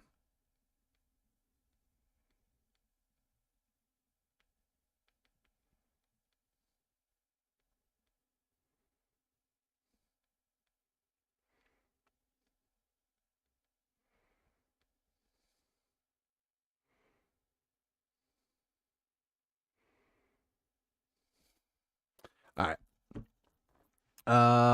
Yo, Neo, just out of curiosity, you doing YouTube full time, right? No, I don't do YouTube full time, Devil Joe. If I did YouTube full time, I'd be streaming like 3 times a week. I'd be putting out like 2 videos a week. YouTube is just part time for me. It's just something I do.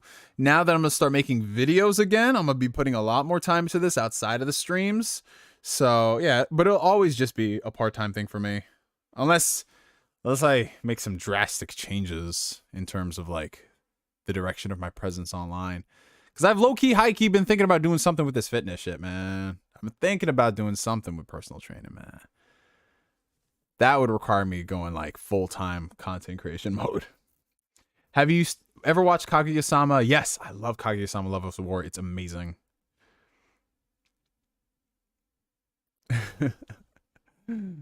Oh, man. But how are you guys doing? I've been talking about myself for the past hour. How in the world have you guys been? It has been so long since I've talked to some of you guys. How is it? NeoGameSpark, the new Liver King on YouTube? Oh, hell no. Hell no. If I ever hopped on the juice, you guys would be the first people to know. I am never, no.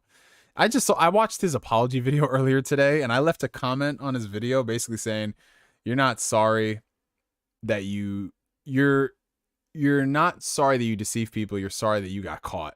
That's basically what it was. Now, let me actually go look at my comments so I'm not... There it is. Damn, the video already has like 1 million likes. That's crazy. Yeah, I said, you're not sorry that you lied. You're sorry that you got caught and you're dealing with the backlash. Like, that's the thing you'll learn about the fitness industry. There's a lot of narcissists in there. Rest in peace, NeoSpark's fitness channel. No, we might bring that shit back, man. The flame to spark the rebellion. We might do it. First time I discovered your channel, we were still in high school and you were on hiatus for some reason. Good times. Yeah, bro. I remember I was on hiatus. I think it was my junior year because we were preparing for a lot of important tests in our senior year, which really didn't matter in the grand scheme of things. Then my mom decided to take away my webcam that I used to, no, my camcorder that I used to record stuff. So if you guys remember, oh man, I did everything in my power to try to get around that stuff. Remember, these are the days before smartphones, right? So I remember my mom took my camcorder that I used to record and edit videos. So what I had to do back then was I had a, what's it called? What I did was, oh man, this is crazy. So I would record a video on my computer because I had a microphone, and I would just put like a text. I called it like an audio log. And then I would upload that through my PS3. And then like 2 months later, I went to GameStop and I bought a PlayStation Eye camera, and I would record that on the PS3. So if you go back and look at the videos from like early 2010 up until like late summer 2010, I was using a PSI webcam as my main camera because, you know, hey, my mom can't take that. She doesn't know I'm recording videos. you know, with terrible mic quality, decent video quality at the time. And then I graduated to like, I used one of those, it wasn't a flip camera, but it was a style of a flip camera. I had like a Sony Bloggie, and then I had the Logitech C270. Then I had the Logitech C920. Now I have the Logitech Brio. I had like a Canon T3i. Man, the times have changed, man. Crazy. We go down memory lane every stream. This is awesome. Oh man. Let's see. Okay, but I'm hearing some people are doing good, hanging in there, bro. Life is rough, but we doing what we can here. That's all we can do, Bobby. All we can do is our best, my brother. All we can do is our best, and take some time for ourselves too. That's the most important thing. That is the most important thing, you guys. Like if there's one thing that I want you guys to know while we are here, even though I know a lot of us are just strangers tuning into this random guy online who changes his hair every damn week. The important thing is to just take time for yourself. Take time to breathe. Take time to live and enjoy the moment. I know it's so easy to get caught up with so much stuff happening in the world and just life, and feeling like you might not have amounted to what you're supposed to do at this point in your life, or just scary dwelling about shit that's happening in the future and all that stuff. But the important thing is just to breathe, and breathe, and realize that everything is going to be okay. Everything will work itself out, provided we keep on keeping on, man. That's what we can do. Neo, you'd be an amazing fitness YouTuber. You're one of my biggest inspirations for working out. Oh, I appreciate that, Kareem. Thank you. Yeah. I mean, honestly, I really wouldn't do anything to reinvent the wheel. I would definitely not be one of those fitness influencers that's on TikTok doing all that bullshit. Even though that's where people do stuff on TikTok, because that's the most popular app. But, I mean, I think it would be nice, because I feel like most people make success through fitness just based off the people who trust them. You know what I'm saying? So it's not necessarily about reaching every single person. It's just reaching enough people to make a difference. So I might look into that. Pretty good playing Persona 5 Royal right now. Don't need to pay attention to the story. It's my 4th playthrough. Absolutely, bro. You just fast forward through all this shit at that point. Yeah, Chris Jones is awesome. Make sure you buy 30 of them bitches, bro. $9.99 super chat coming in from the homie Zack Rodriguez. Thank you, man. Yo, speaking of Zack, me and Zack had this whole long ass conversation one time about Costco food court food, and it was amazing. Yo, Neo, that royal music going hard. What games do you think got the best soundtrack, and how important is the OST to a game? I feel like a game with a good soundtrack makes it so much better. Well, thank you for the super chat, Zack. And yes, Persona 5's music is fantastic. I remember I pre-ordered. There was a vinyl of Persona 5. I think it was coming from like I Am 8-Bit or something. And then the Amazon listing just disappeared and they canceled the pre-order.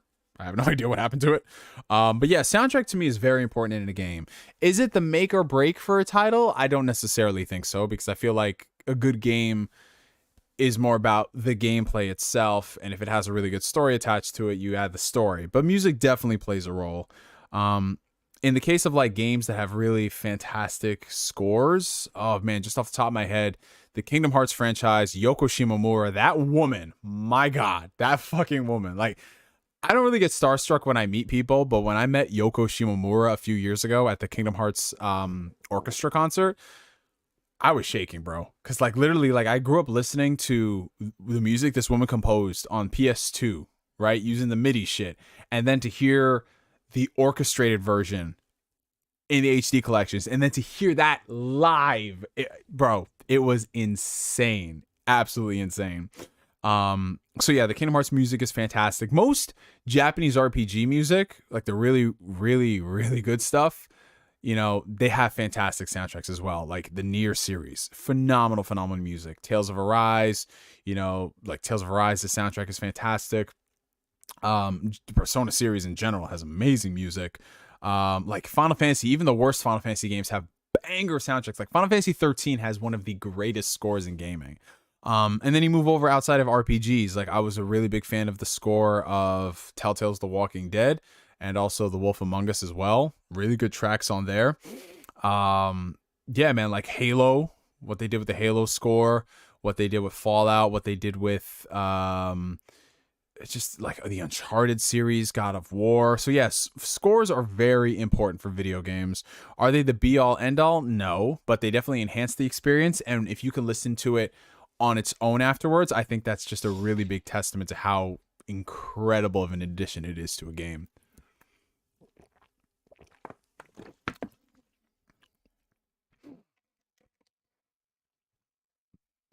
Oh God, Flame, can you stop with the tail slander? Ring a Bell is incredible. Ooh, especially if you have vocals and songs for video games. These are big on JRPGs. They always do this shit. Like a lot of the intros for Tales games are awesome. Like I love Ring a Bell. Hibana, which is the intro for Tales of Arise, phenomenal. Karma, Bump of Chicken, that's from Tales of the Abyss. Progress from Tales of Exilia. Song for You, Tales of Exilia 2. White Light from Tales of Zestiria. Tales just has a lot of good intro music. Fire Emblem Three Houses. Seasons of how did that go? Seasons of, I forgot what the name of the song was, but you guys know the one. Reach for the star, da, na, na, na. Like that's phenomenal. I just had the Fire Emblem. Where'd it go? I don't know. Yeah. Graces has that Christina Aguilera ass opening, but a bump. Yo, put some respect on the Queen Boa, Josh. Queen Boa with that song. What was it? I wish that two hearts could be one. That was definitely Christina Aguilera sounded like. You're right. Yeah, Colors Flying High. Wake Up, Get Out There. Like, yo, just, ooh, man. Like, bro, Persona music is so good. I just be chilling. You know what one of my favorite tracks in Persona is Beneath the Mask. I love listening to that, especially like on a rainy day. I'm a shapeshifter at Poe's Masquerade. I really do want to play Triangle Strategy at some point. I want to play that, and I want to play the Tactics Ogre game. But it's just the time. It's the time commitment to play both of those games, bro. I think once I finish God of War, I'll be able to go back to all the other time sinks. I might have to push my Witcher playthrough again. I might have to push it back. Yeah, there's a lot of good shit. Square Enix soundtracks. Japanese soundtracks in general are top tier. Ooh, you know what slaps? Y'all know what slaps? That Octopath Traveler battle theme. That's fire. That Xenoblade Chronicles Torna battle theme with the jazz. Ooh, don't get me started on that shit, bro. And I've only heard like one or two tracks from Sonic Frontiers, but the music sounds really good in that game. Well, Sonic games in general have good music. If there's one thing that even the worst Sonic game, similar to Final Fantasy, they'll have a good soundtrack. Mamorita, Film Lover, what's up, bro? What's up, dude? Should I buy a Steam Deck at this point? Well, I would recommend the Steam Deck if there's a lot of PC games that you want to play. If you want to play PC games portably, then the Steam Deck is fantastic. But if you don't really see anything that you want to play portably on the Steam Deck, then I wouldn't say pick it up. It's not necessarily something that you need to buy. I'd only really recommend it if you want to play PC games portably or if you want to mess around with like emulation and shit. But it's a really good handheld. I love the Steam Deck, dude. I love it. It's my favorite tech purchase that I've made since, honestly, I mean, it's kind of like the PS5 and Xbox. I mean, they're cool and everything, but like this is giving me the same feeling I had when I bought the Switch like 5 years ago. Vampire Survivor is next on my list, Beer Baron. Like after I finish God of War, I'm going to go back into Persona 5 Royal. I'm going to finish that up finally. And then I'm probably going to try to do some smaller stuff in between. I'm trying to finish up. I'm definitely going to finish up God of War before Crisis Core comes out. Because once that game comes out, oof. Nah, Crisis Core, I'm just ready to be emotionally destroyed again. I've worked up the courage in the past 3 days.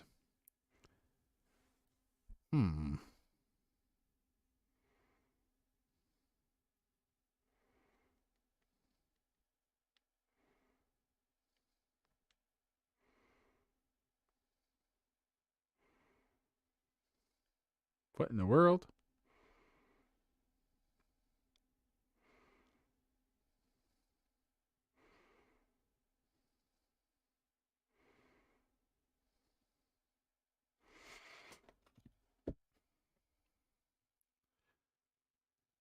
Which Tales game should you start with if you have a PS4 and a PS3? Honestly, wow, so you have access to a lot of good Tales games. I would definitely recommend, if you want like the best all-around Tales game for newcomers, I would say start with Tales of Arise.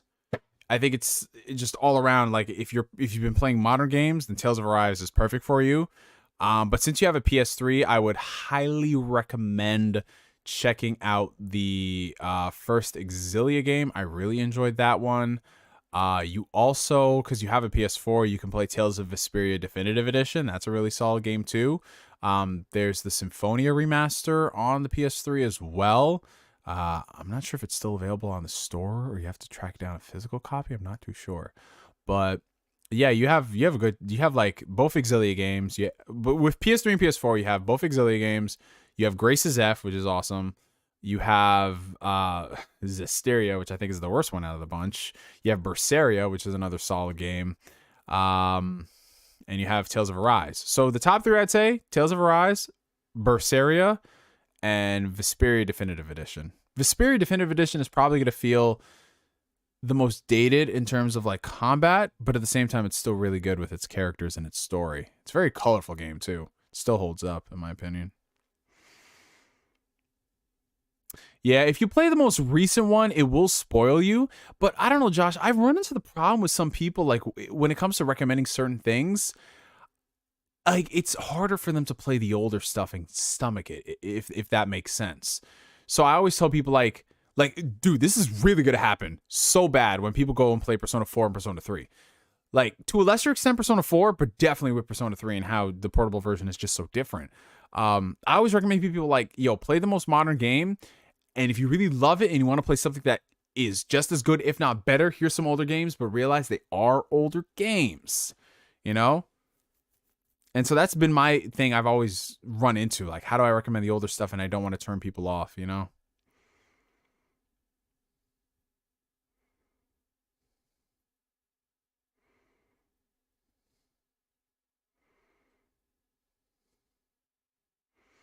Hey, Alan V, what's up? Hey, Neo, it's been a while. I want to ask you. We see you drinking a lot of water during streams. How often or how long does it take you to pee? So it does not take that long to pee. I'm not really in the bathroom for too long, you know? But yeah, I like to stay hydrated. I like to drink a lot of water. I aim for a gallon of water a day. I make sure to get all of my electrolytes in, you know, make sure to get the sodium, the magnesium, the potassium, things like that. So I go to the bathroom a couple times a day. Nothing too crazy.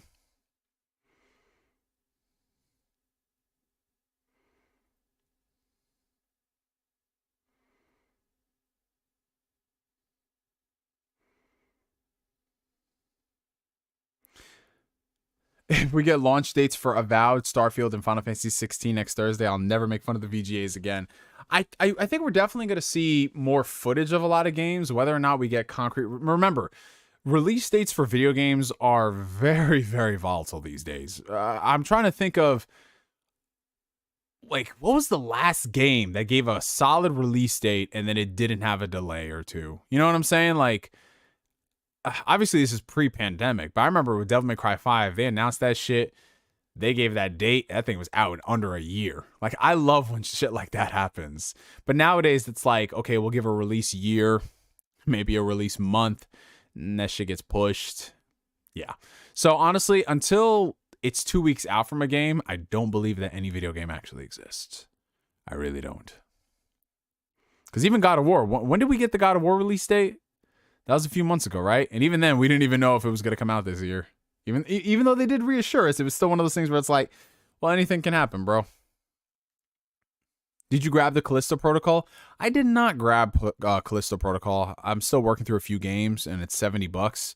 So by the time I finish these games, the game will drop down in price, and I'll pick it up.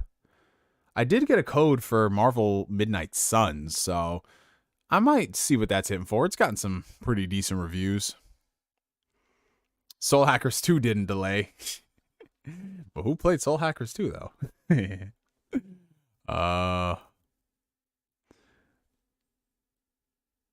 Yeah, if I had to take a guess of what's going to be shown off, Star Wars Jedi Survivor. Definitely anything that's coming out in like the next couple months, we're going to see some gameplay of. I wouldn't be surprised if we see more Hellblade as well, because they always seem to show Hellblade at the VGAs. I just want to see like more concrete gameplay of Hellblade. Like, it looks beautiful, but can we get some other shit, please? And I have a feeling by me saying that, we are going to get some other shit. Don't worry, I do this for y'all. I jinx myself for y'all. But yeah, when are the VGAs? When are the VGAs? I really hope they're not the 15th. Because if they're the 15th, I can't stream that night because I have a wedding. Oh, they're the 8th? Okay, never mind. Okay, we're streaming it. We're streaming it on the 8th. No worries. No worries. If it was on the 15th, I'd be like, man, I can't do that. The VGA starts sometime in December. We're in December, Jimbo. We're in December.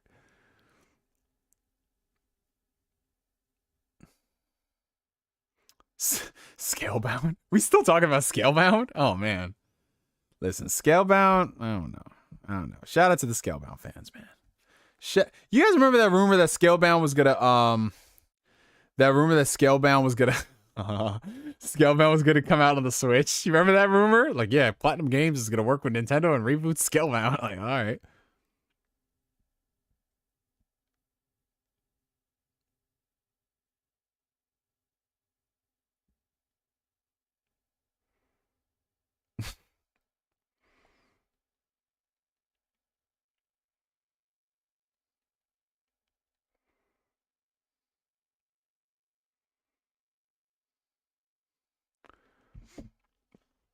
Damn, no wonder Kamiya was mad. That was his dream game that got canceled, and he lost the IP. Yo, I'd be sick, bro. I'd be sick.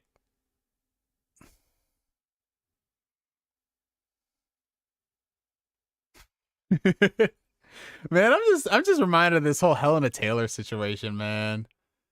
That shit, like, how do you go out that sad, bro? How do you go out that sad and set shit back for voice actors?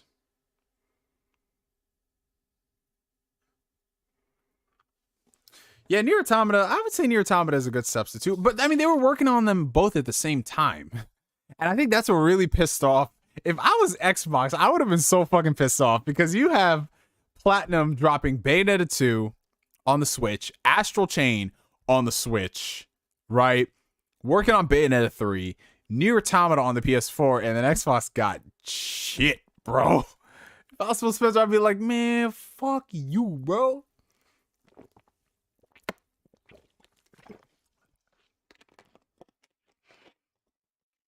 Man, the Xbox One days was a dark time for Microsoft, man. You know, I still got to go through Astral Chain, Josh. I still have it. I have a feeling I should emulate it on the Steam Deck just to see if the performance is better. Oh, Babylon's Fall? Oh yeah, we didn't forget about the fall of Babylon.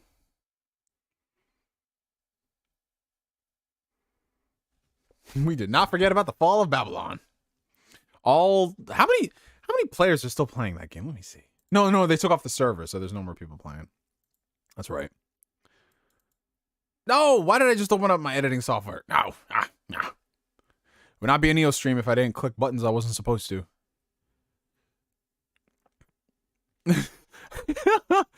Well, you want to know why? You want to know why it's not going to run, Josh? Because you got to go ahead and buy it on the eShop, my friend.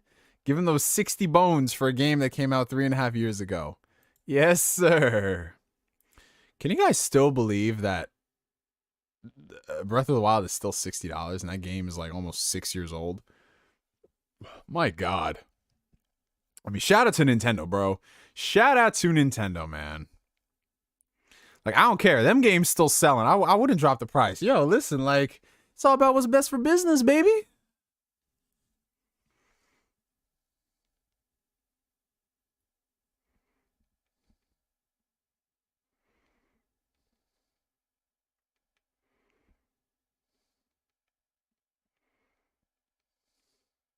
Is a 1000 gaming laptop good for gaming and editing versus a PC? Okay, so Pooh, okay, so the thing about buying gaming laptops is that while they are convenient and you could take it places, realize that a lot of that money you're going to be paying is going to be for portability aspect. So the performance you're getting out of an $1,000 gaming laptop versus an $1,000 gaming PC is not necessarily going to be the same. I would definitely say look into it and do your research as far as what your particular options are. If you really need something to be mobile and you're on the move a lot, then yes, spend the extra money to get a gaming laptop. But to the same degree, if you are not, that $1,000+ will take you, it will get you so much further when it comes to your editing and gaming capabilities. But yeah. I was this close to buying a gaming laptop, but I was just like, no, I'll buy a gaming desktop. And if I want a fucking laptop, I'll get like a Surface or a MacBook for productivity and editing, you know? I don't really need to have a gaming laptop. I know it's convenient, but if I wanted something portable that plays games, I'll just get a Switch or a Steam Deck. But, you know, I'm not, everybody's different. Why am I getting all these? It's like when I stream, I get all the notifications.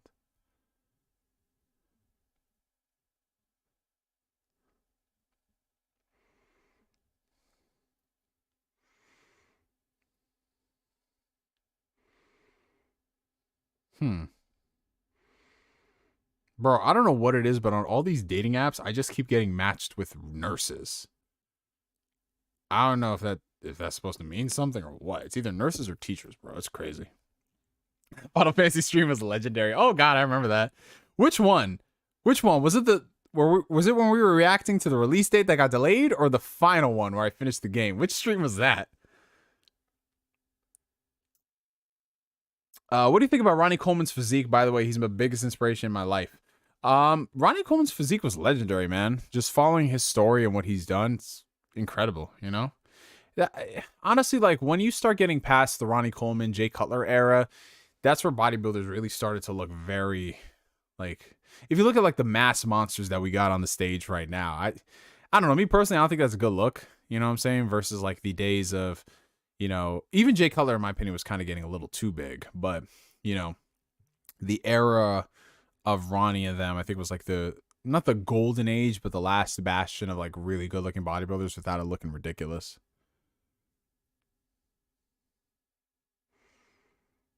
Oh, the final one? Damn, what about that stream was so fun? What about it? I don't remember. Damn, y'all all remember that stream. Is there something that I'm like missing about those streams? Holy shit.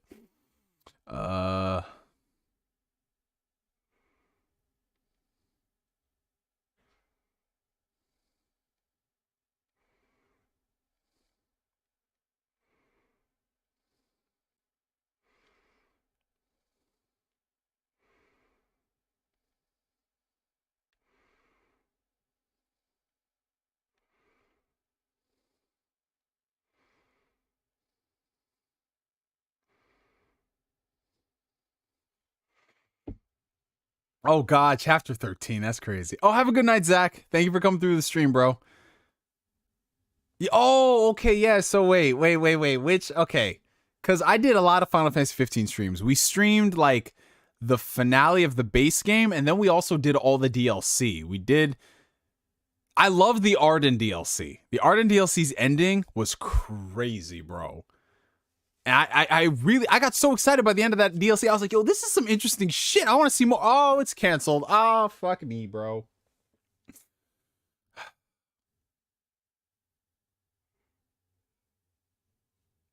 I'm gonna make a new video app, man. Don't worry. I'm gonna get at least 2 videos out before the end of the year. Guarantee you that. Thoughts on the upcoming Silent Hill 2 remake? I want to get excited before it, but it is Bloober Team. But at the same time, the Silent Hill crew is overseeing it, so that gives me a little bit of hope. But we'll see. We'll see. Can I still watch your DLC streams? I didn't see those. Yeah, they're available on, I think, my backup channel, NeoGameSpark 2. It's all one word, so you can go and you can see the DLC streams. I think all of them are up there.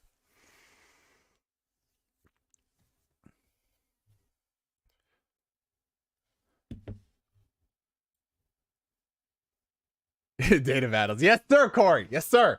I know.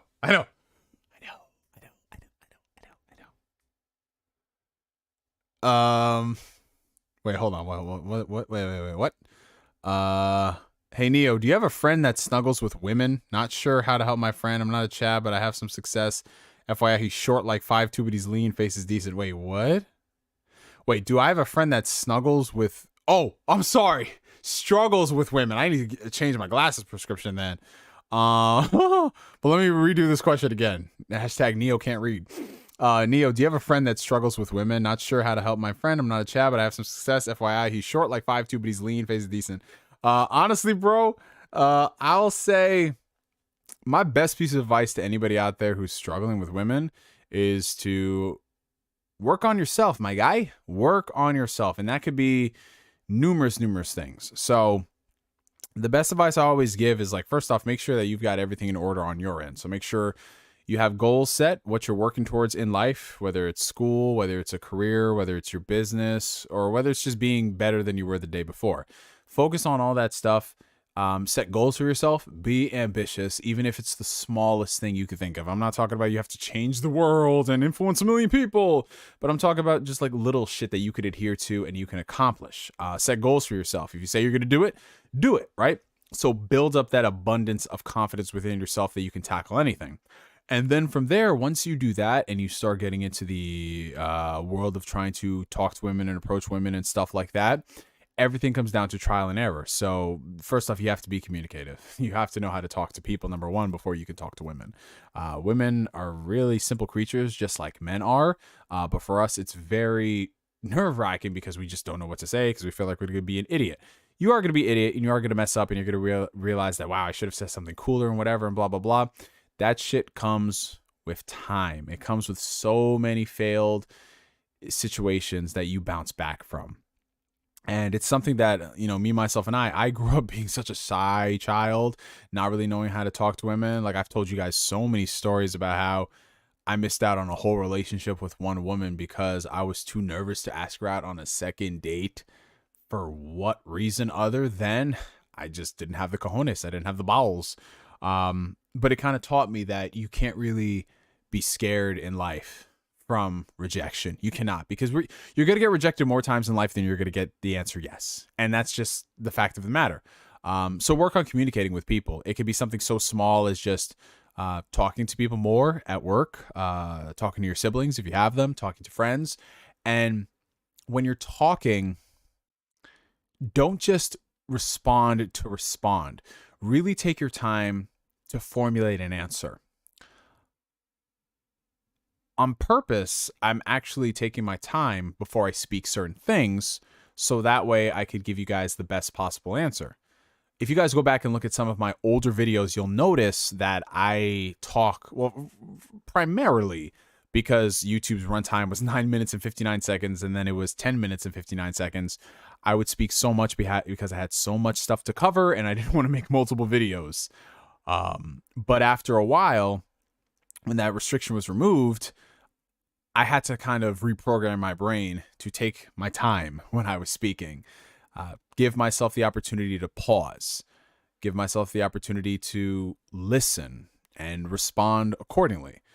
So all those things are very important. I don't necessarily think you have to focus too much on becoming a Giga Chad or being like this or whatever. You just have to be the best possible version of yourself and realize that you might not ever be that guy. You might not ever be him, but no one is ever going to be him. And that's A-okay. But what you can be is be you and be authentically you. And if you keep working towards bettering yourself, eventually you're going to find somebody who you can flock with and you just go from there. And then after that point, you start getting into the situation where you learn how to be in a relationship with somebody. And that's a whole different Pandora's box you're about to open. So yeah, learn to speak to people, learn to be present in the conversations, focus on eye contact, and realize every conversation is just a conversation. You know, it's not meant to be the most grandiose, life-changing thing in the world. Just accept it for what it is and keep it pushing. Now, in terms of more superficial things that you can do to go ahead and like attract women, I would definitely say get yourself somewhat active. I'm not saying that you gotta lift all these weights and grow all these muscles and blah blah blah, but keeping yourself in decent shape definitely does not hurt your chances. It really doesn't. Just make sure that you are at an appropriate body fat percentage. Make sure you keep yourself healthy and active, and that will benefit yourself in more ways than one once you get further down the line in the relationship. And just be passionate about the things that you like. You know what I'm saying? Like, don't be afraid to be excited for the things that you do. Realize that every single individual is not going to be made for every other individual, and that's perfectly okay, man. So yeah, focus on building the best version of yourself, whether that's in your career, whether that's in your own personal journey of growth, your mental health, your spiritual health, your emotional health. physical health, all that stuff. And realize that it's just a day-to-day thing. And that's all it'll ever be, man. All we can do is our best. Oh, and the last piece of advice, do not, and I repeat, do not waste the time, energy, effort, and finances trying to chase somebody. Don't do it. Do not do it. I know it's very tempting to double text the person. It's very tempting to try to get them to go out on multiple dates with you. But if she is not feeling you, she is not feeling you, and nothing you do will ever change that. You can try to play this game. You can do all this nonsense that you see all these alpha males online saying, blah, blah, blah. You can do that shit all you want. Shit ain't gonna change, man, because that is not the caliber of woman that you're looking for. So just keep shit pushing. $2 super chat from Flame. Neo is the monarchy of love without the you know what. Oh my lord, Flame. Jesus Christ. Oh man. I found you back in the day from the anime community, from people like King of Lighting, Uber Hikari, etc. Yeah, you know, the J Room with Ramyaku Joten, Zoro Fanboy, Bankai was in there. We had Random Vibe. Oh, that's going back almost 10 years, bro. Holy shit. My advice is always don't be afraid to take charge, meaning if asks if she's doing anything, and if she agrees to go out to make the plans, don't be afraid, lead the conversation, but always be genuine. That's very good advice, Woods. Extremely good advice. Yeah, you definitely want to be upfront with your intentions. Don't be too meek or coy. That's not really going to get you anywhere. A lot of women are attracted to people who do make the first move, and realize, like I said, it goes back to what I was saying before. Shoot your shot. If you miss, you miss. Keep it pushing. If it lands, keep it pushing. That's all you can do. Just know when you find the right one, you'll know it's totally worth it, Shay Thomas says. Yeah, absolutely. It'll feel really effortless. It'll feel very effortless. You don't have to worry about anything. It's going to be very communicative. It's going to be great. Hey, Neil, who's your favorite character on Persona 5? Mine is On, Haru, Joker, and Futaba. What? That's a lot of characters, Kiba. So yeah, some of my favorites. I mean, I love On. I love her story. I really love. I know people don't really care much about him, which is sad. But I love Ryuji. I think Ryuji is really cool. I like Yusuke. I even love Morgana. I know Morgana can be really annoying at times, but I like Morgana. He's nice.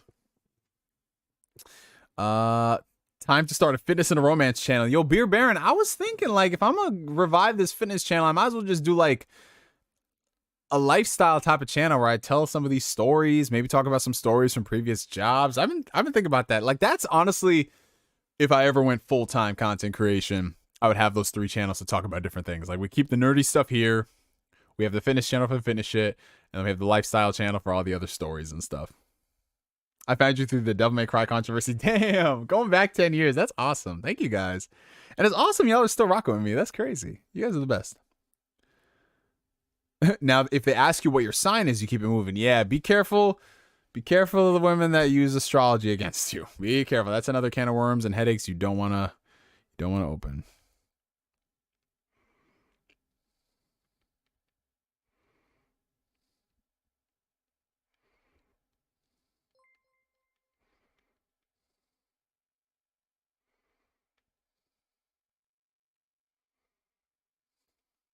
We got $4.99 coming in from Blue Senshi 19. Thank you, bro. Attention, I play more than just Xenoverse 2 and The Witcher 3 is overrated. Okay, so first off, you've been hanging around with Don Otaku way too much, number one. And second, he's like, I play more than Xenoverse 2. Well, Mr. Blue Senshi, where's the Persona 5 on Steam? I haven't signed into Steam in a few days. I need to see that next. Either way, it's good to see you, bro. Oh, we got $9.99 coming in from Battlefield Joe. All right, he's the price of a pizza pie. Oh, okay. Here's the price of a pizza pie. You'll still get your real life one eventually. Haven't forgotten about the promise. Oh, Guzman, I appreciate you, my brother. Eventually, Guzman, you and I, we got to go to the freaking Alamo Draft House in Brooklyn. I haven't been to that location yet. I think that'd be pretty fucking dope. We get a few drinks, go to the Alamo, get a few drinks, watch a movie. That should be pretty lit, bro. We got to do that, man. Like, last time we hung out was Comic-Con. That was a few years ago, dude. Remember Blockbuster Critic? What happened to him?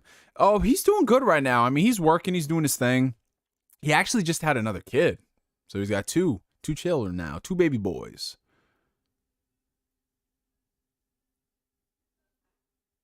Damn, I might have to start these channels back up. You guys are gassing me up a little bit, man. Yeah, we might have to do that, Battlefield Joe. We might. I don't know what your schedule's looking like around the holiday season, but maybe. Hey, Bobby, if you want to pull up to that shit, hell yeah. We might have a little mini meetup at the Alamo Drafthouse, Brooklyn. We might, shit. Because I know I do want to see the movie The Whale, because that has our homie Brendan Fraser in it, and I've heard a lot of good things about The Whale. So we might pull up for that, and if not The Whale, we can always pull up for some shit like Avatar 2 or something. That'd be a long ass movie. So damn, we gonna be drinking and we gonna have to take bathroom breaks. Oh Jesus Christ, that's gonna be crazy. That's gonna be crazy. But we can probably do something at the end of the year. Shit. When is Shokyo getting a kid? I don't even know, bro. That man's a little obsessed with Smash Brothers right now. My advice: order a drink on the date. Definitely helps relax both parties involved. That's true. That is true, wee man. That is definitely true. Unless you have somebody that doesn't drink and you just have to wallow in your nerves. That's the real fun. That's the real challenge. That's the give me God of War difficulty. Neo, I'm mad. They're giving us Monster Hunter Rise on Xbox when Monster Hunter Stories 2 is objectively the better game. Xbox cheaped out. Well, to be fair, Monster Hunter Rise is going to pull a lot more people into Game Pass than Monster Hunter Story 2. So let's be real, man. You and Black Bond should start a podcast. I think you guys have good chemistry. I will tell you exactly how that podcast will go. Listen, so we do the intros and everything. I'm like, oh, here's my co-host, Black Bond. All right, what's going on, everybody? Been a good week. Not so good of a week for Neo over here because he is still not legendary. He's spending all this time playing all these other games when he could be playing the most critically acclaimed JRPG franchise of all time. But he's sitting here ducking. Like, that's literally what the podcast is going to be week in and week out, man. Except just imagine that with a lisp attached to it. Can't really do a good lisp impression. So, I'll just leave that to y'all's imagination. But that's going to be Black Bond. You social reject clown. Yeah, I got to go ahead and finish up Plague Tale Requiem. Yeah, he's talking about Trails, Bobby. He's talking about Trails. And you know what the thing is, bro? Because I remember I told Black Bond for a solid year, when I get the Steam Deck, I'm going to start playing more Trails. I get the Steam Deck, I start playing Trails, right? And because I'm not going at the pace of this dude, he's just like, oh, you're ducking. Yes, blah, blah, blah. And I'm just like, Black Bond, I'm playing Xenoblade Chronicles 3 right now. I got my Steam Deck like a week before that game came out. So, of course, I'm going to play Xenoblade, right? And then he's just like, ducking the legendary. He wants me to play 2 long-ass JRPGs at the exact same time. I did that one time. It was a horrible experience, man.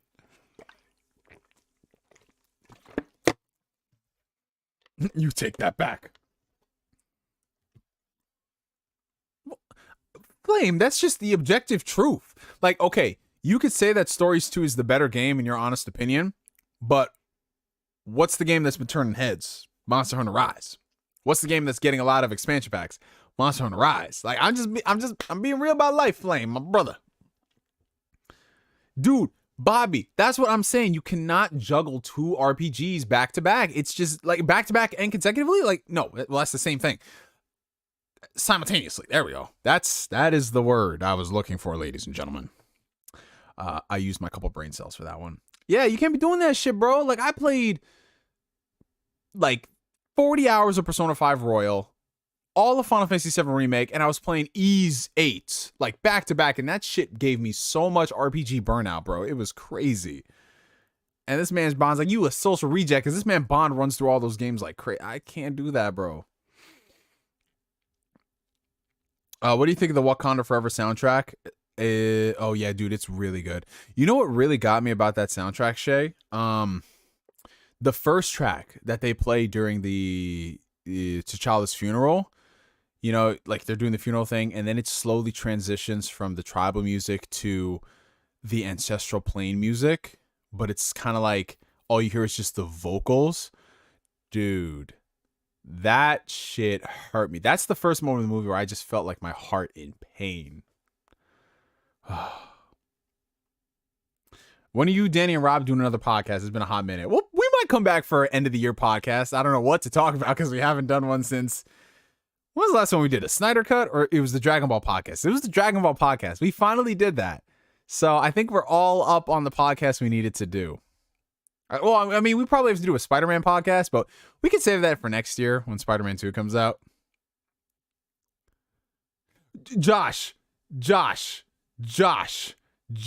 let me tell you how much of a social reject this man Bond is.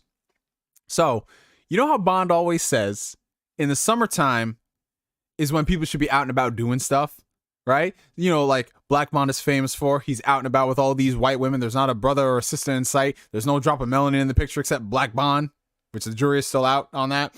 But this man Black Bond is out there doing this thing, taking pics with like average looking white women. Well, whatever. To each their own, man. You know, you go whitewater rafting. I don't care, Bond. Do it. So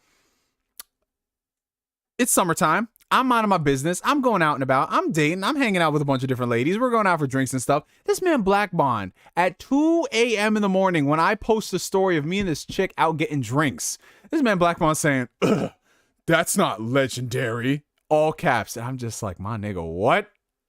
This man Bond, Bond is such a big social reject. If you don't realize this shit, y'all don't know the Bond that if y'all see the DMs that this dude Bond be sending me, like, oh my God, I've never seen a man in another man's DMs like that over a video game. It's crazy. I do not know. No, but shout out to Black Bond. That is my dude, though. I love that dude, man. I just be hating when he do all this shit, bro. I could be posting like the most like random shit possible. Man, I could be like, I just got married. Oh, that's not legendary. Like, I'm like, what the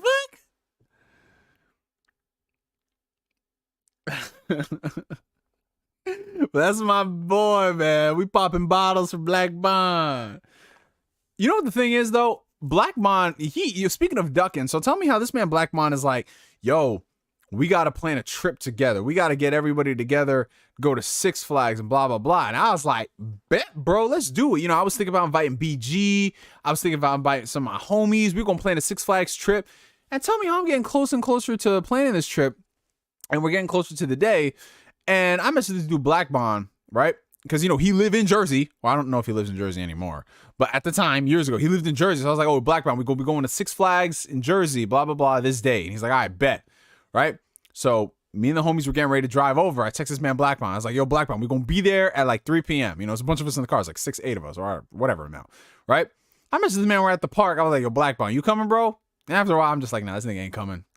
Tell me how this motherfucker texts me back like 8 hours later saying, oh, I'm sorry. I forgot I had a family cookout to attend. I'm like, motherfucker, this shit was your idea. Like, what the fuck? That's why I hate this man Bond, bro. Bond the only person to say like this is his idea and then at the same time not show up. Like, yo. All right, yo, Bobby, you be safe, my brother. Thank you for coming through the stream. Yeah, Andor is really good. I have like 2 episodes left. I need to catch up on that, and then I'm all done. Man, bro, that's how he be talking, bro. Like he just got that like high pitched lisp. That ain't legendary. That's gonna be my new response when Bond starts doing some fucked up shit. Beer, that's gonna be my response. I'm like, that ain't legendary, Bond. This sounds like an abusive relationship. Y'all need couples therapy. No, he needs therapy. You know when I first found you? Back when you made videos about Naruto Storm 2. Oh, I appreciate you, my brother. Naruto Storm 2 with the Lars DLC. Well, that wasn't DLC, but the Lars guest character. Yes, sir. Man.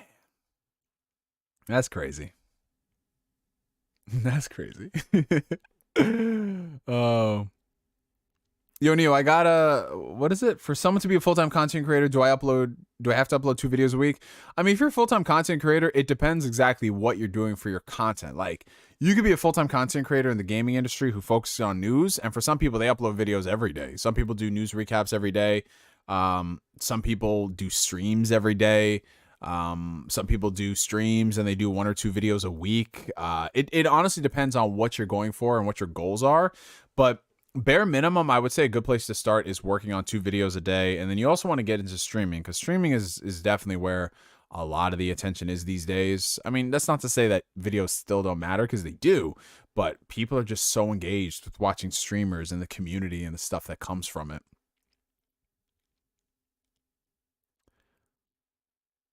Yeah, Chainsaw Man's pretty good so far. You know what the funny thing is? Bond trying to give me shit because I'm talking about this girl who's the gamer and shit. And I was like, Bond, didn't you just do a whole video saying you had a revelation that you were dating a gamer girl?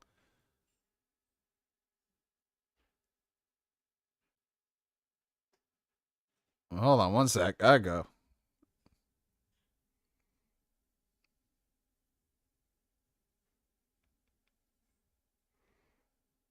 One second.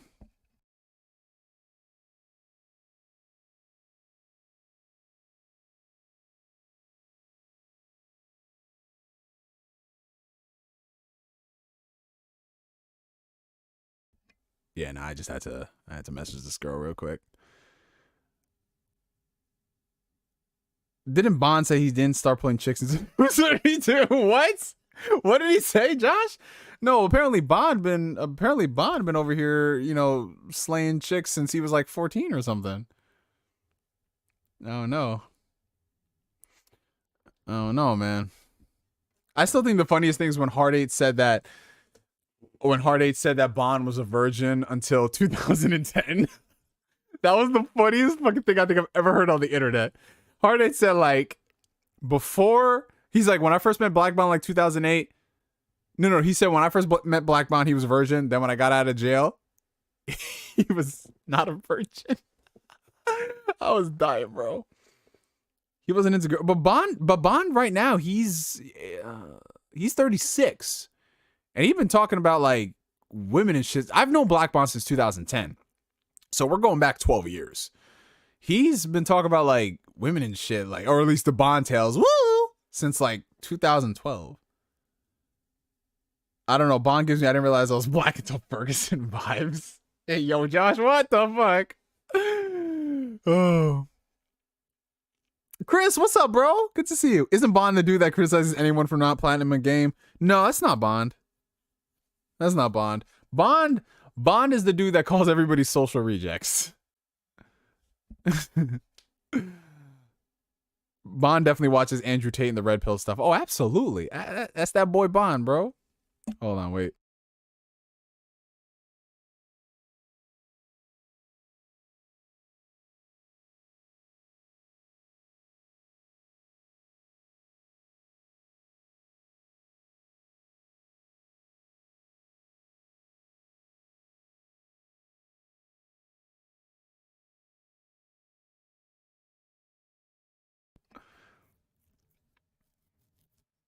Yeah, Bond says some wild shit. Like, I only DM Bond and listen to him on Weapon Wheel. I don't go into the Discord or go to the After Dark. But he says some wild shit. Yeah, that's that man. That's that man. Okay, so you mainly do video essays and retrospectives. Yeah, honestly, bro. So I would take your time working on those videos because those are videos that most people can consider timeless. Like you can watch them anytime. You know what I'm saying? So it's not like current event related shit that might be outdated later. So yeah, take your time with those. Put a lot of effort into them. Upload them and stay consistent. Like whatever retrospective you want to do, whether you said Ninja Gaiden 2, you want to do something else about like a particular console, things like that. Yeah, definitely. Let's see. So oh wow, it's about to be 11:30. Holy shit. We've been streaming for 2 hours already? Jesus. So we got about 10 minutes and then we are going to wrap it up for the night, ladies and gentlemen. Because your boy needs sustenance. Your boy's hungry. So get your last minute questions in, y'all. That's crazy. I cannot believe it's been over 2 hours. What the fuck? That's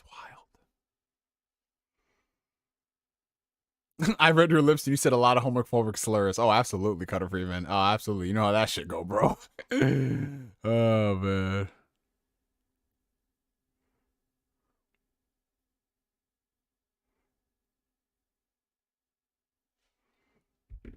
Neo, will I ever find true love? JK, who needs that? Flame, I definitely think you will, bro. I definitely think you will. I just feel as if that person hasn't found you yet. And we're just waiting for all the stars to align. That's all it is, my brother. That's all it is, man.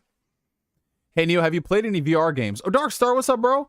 So I've played VR games. I've never played one to completion.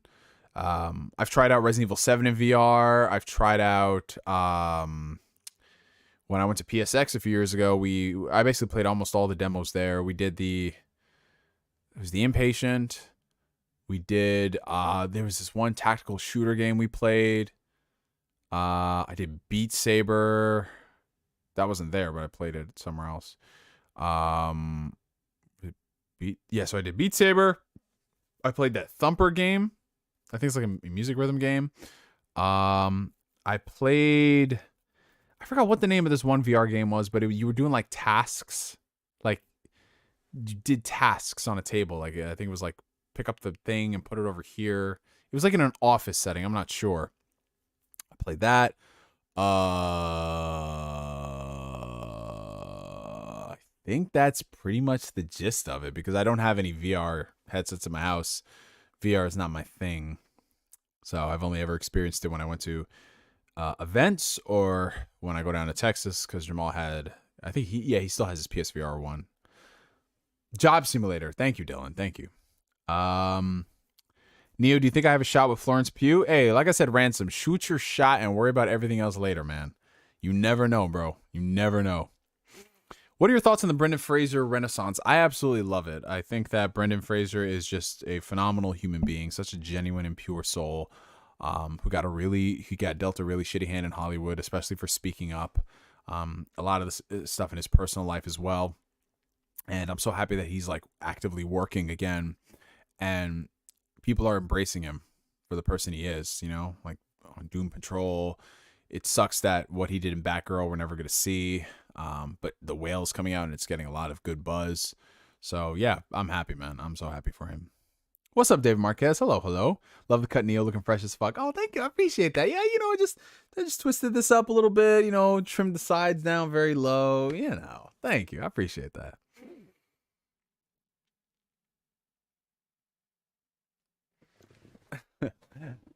Have you ever talked to or contacted any high head or executives or spokespersons for a gaming or animation company? So I've been in contact with people of various positions in various like nerd industries. I've gotten to talk to CEOs of companies. I mean, I'm cool with Phil Spencer on Twitter, so there's that. But I've also had conversations with a lot of people who work in the anime industry, some folks in the comic industry, and some other companies.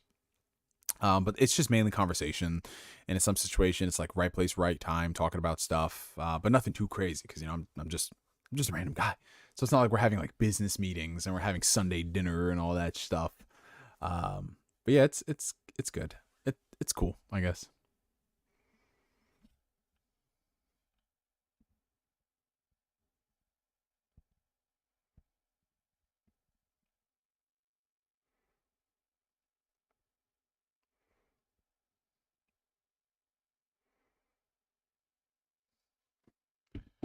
Hey Neo, where's the mayo at? Actually no mayo. I finished the jar of mayo. I did. There's actually no mayo in the house for a change. Oh, it kind of sucks. I want to make a sandwich. Have you ever been interested in any tabletop games, board games, card games? So, I mean, I grew up playing Yu-Gi-Oh! I dabbled with the Pokemon trading card game in my adult life. When I went down to Texas, Jamal and we played it, I think, like 3 times. But I'm not really into like a lot of the tabletop stuff. I eventually do want to get into D&D though, because D&D always looks so fun, and I've seen a couple of episodes of Critical Role, and that seems fantastic. I think it just boils down to like just having a dedicated group of people to play with on a consistent basis, you know? By the way, Neil, what do you think of Andrew Tate? Andrew Tate's just another one of those dudes, like the red pill this, I'm gonna tell you not what you want to hear, what you need to hear type of just over dramatic type of dudes. Oh, they're trying to silence us, blah blah blah. It's like one of those situations where you have people who, okay, I can see kind of what you're saying, but the way you're delivering it, nah, bruh. You know, everything is just so dogmatic and extreme right now. You know, like there's a genuine conversation to be had about certain aspects of what he talks about, but the way he's delivering it is just nah. You know. 199 from Blue Senshi. Live update. I cut myself just now shaving. Damn, Blue Senshi. Are we shaving and playing Xenoverse at the same time again? Listen, Blue Senshi, we talked about this, my brother. One thing at a time. Yeah, I just went to the barber. I just got because, you know, I'm still growing my beard out again. So I just had this shaped up, you know, took off some of the split ends. My beard's been coming in over like the past like 2-3 months. So I'm happy about that. Yeah, my hair grows very slowly. I know some of y'all watching this saying, I grow a beard every 3 days, you know? But for me, like, this is like what it is after like almost 3 months of like consistently growing it. It takes its time. What can I say? Genetics and all that jazz. The fact you finished mayo is gross. How is that gross? I finished a condiment? Like, yo, Corey Gryffindor, man, y'all some haters for real, bro. Oh yeah, that Kanye stuff is crazy, dude. I don't know, man. Like Kanye fans have a lot of work ahead of them. That's all I could say. I don't eat mayonnaise alone. Like, mayonnaise is always either on a sandwich or I have like this Chipotle mayo I make and I eat those with like fries. Like, y'all be acting like I go down there, just bring the mayo jar to my room and just eat it by the spoonful. Like, I only did that one time because somebody super chatted and that was for the fun of it. Like, y'all some haters, man. Y'all some haters, man. Okay, mayo man. Some haters. I just got a follow from Roxy Reyes. She just followed me on Instagram. Oh, thank you for the follow, Roxy. I appreciate it. I appreciate it. But he made graduation. Oh, man.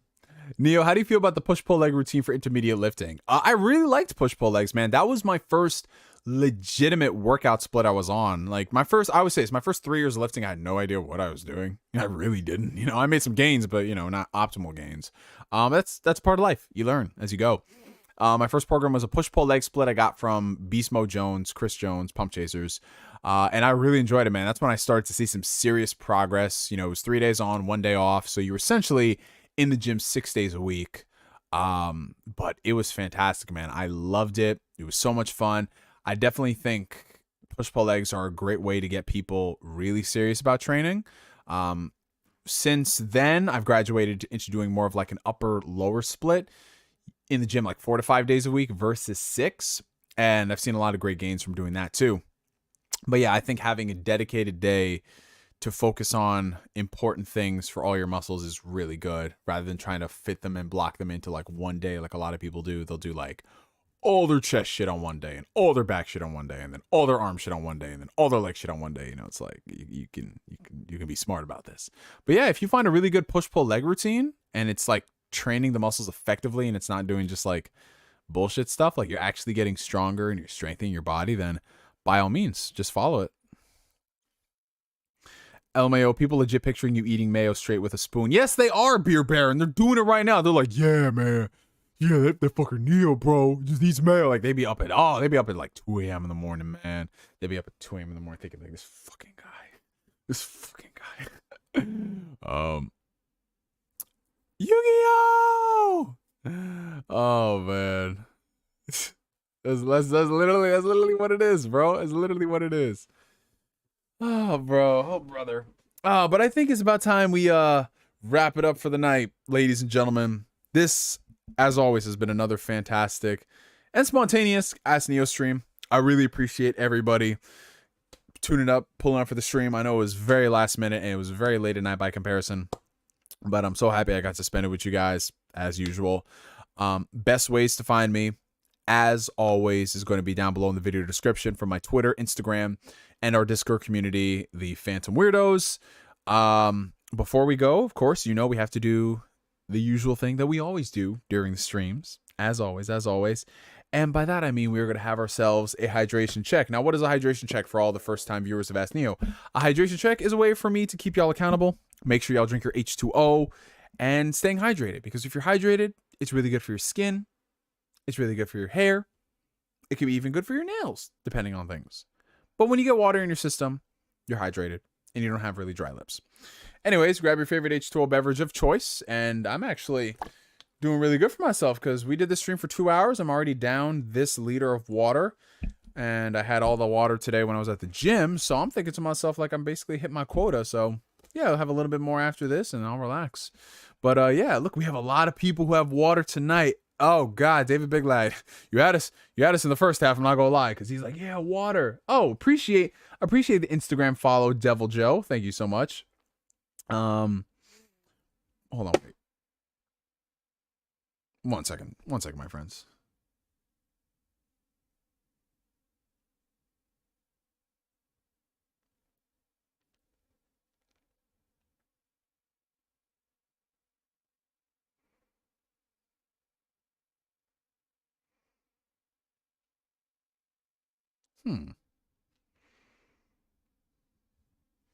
Okay.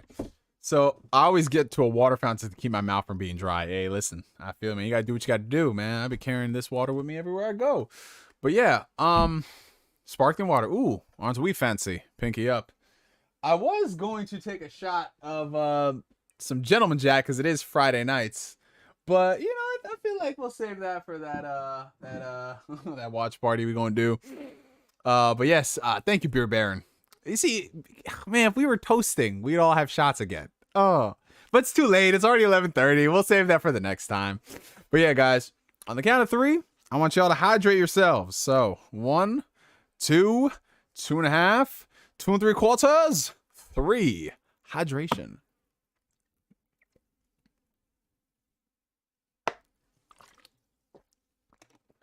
All right. And that is all she wrote. Ladies and gentlemen, you guys, thank you so much for coming to the stream. If you haven't already, make sure you hit that like button on the way out. Helps out the channel tremendously. We're at 55 likes right now. And for me to you for now, my name is NGS signing out. And like, oh, it's never too late to get drunk on a Friday night, though. Yes, that is true, Chris. That is very true. The mayo tub is now empty. It's been empty for like 2 days. But anyways, I digress. For me to you for now, my name is NGS, signing out, and like always, I will catch you guys later. Peace out, y'all. Have a good one.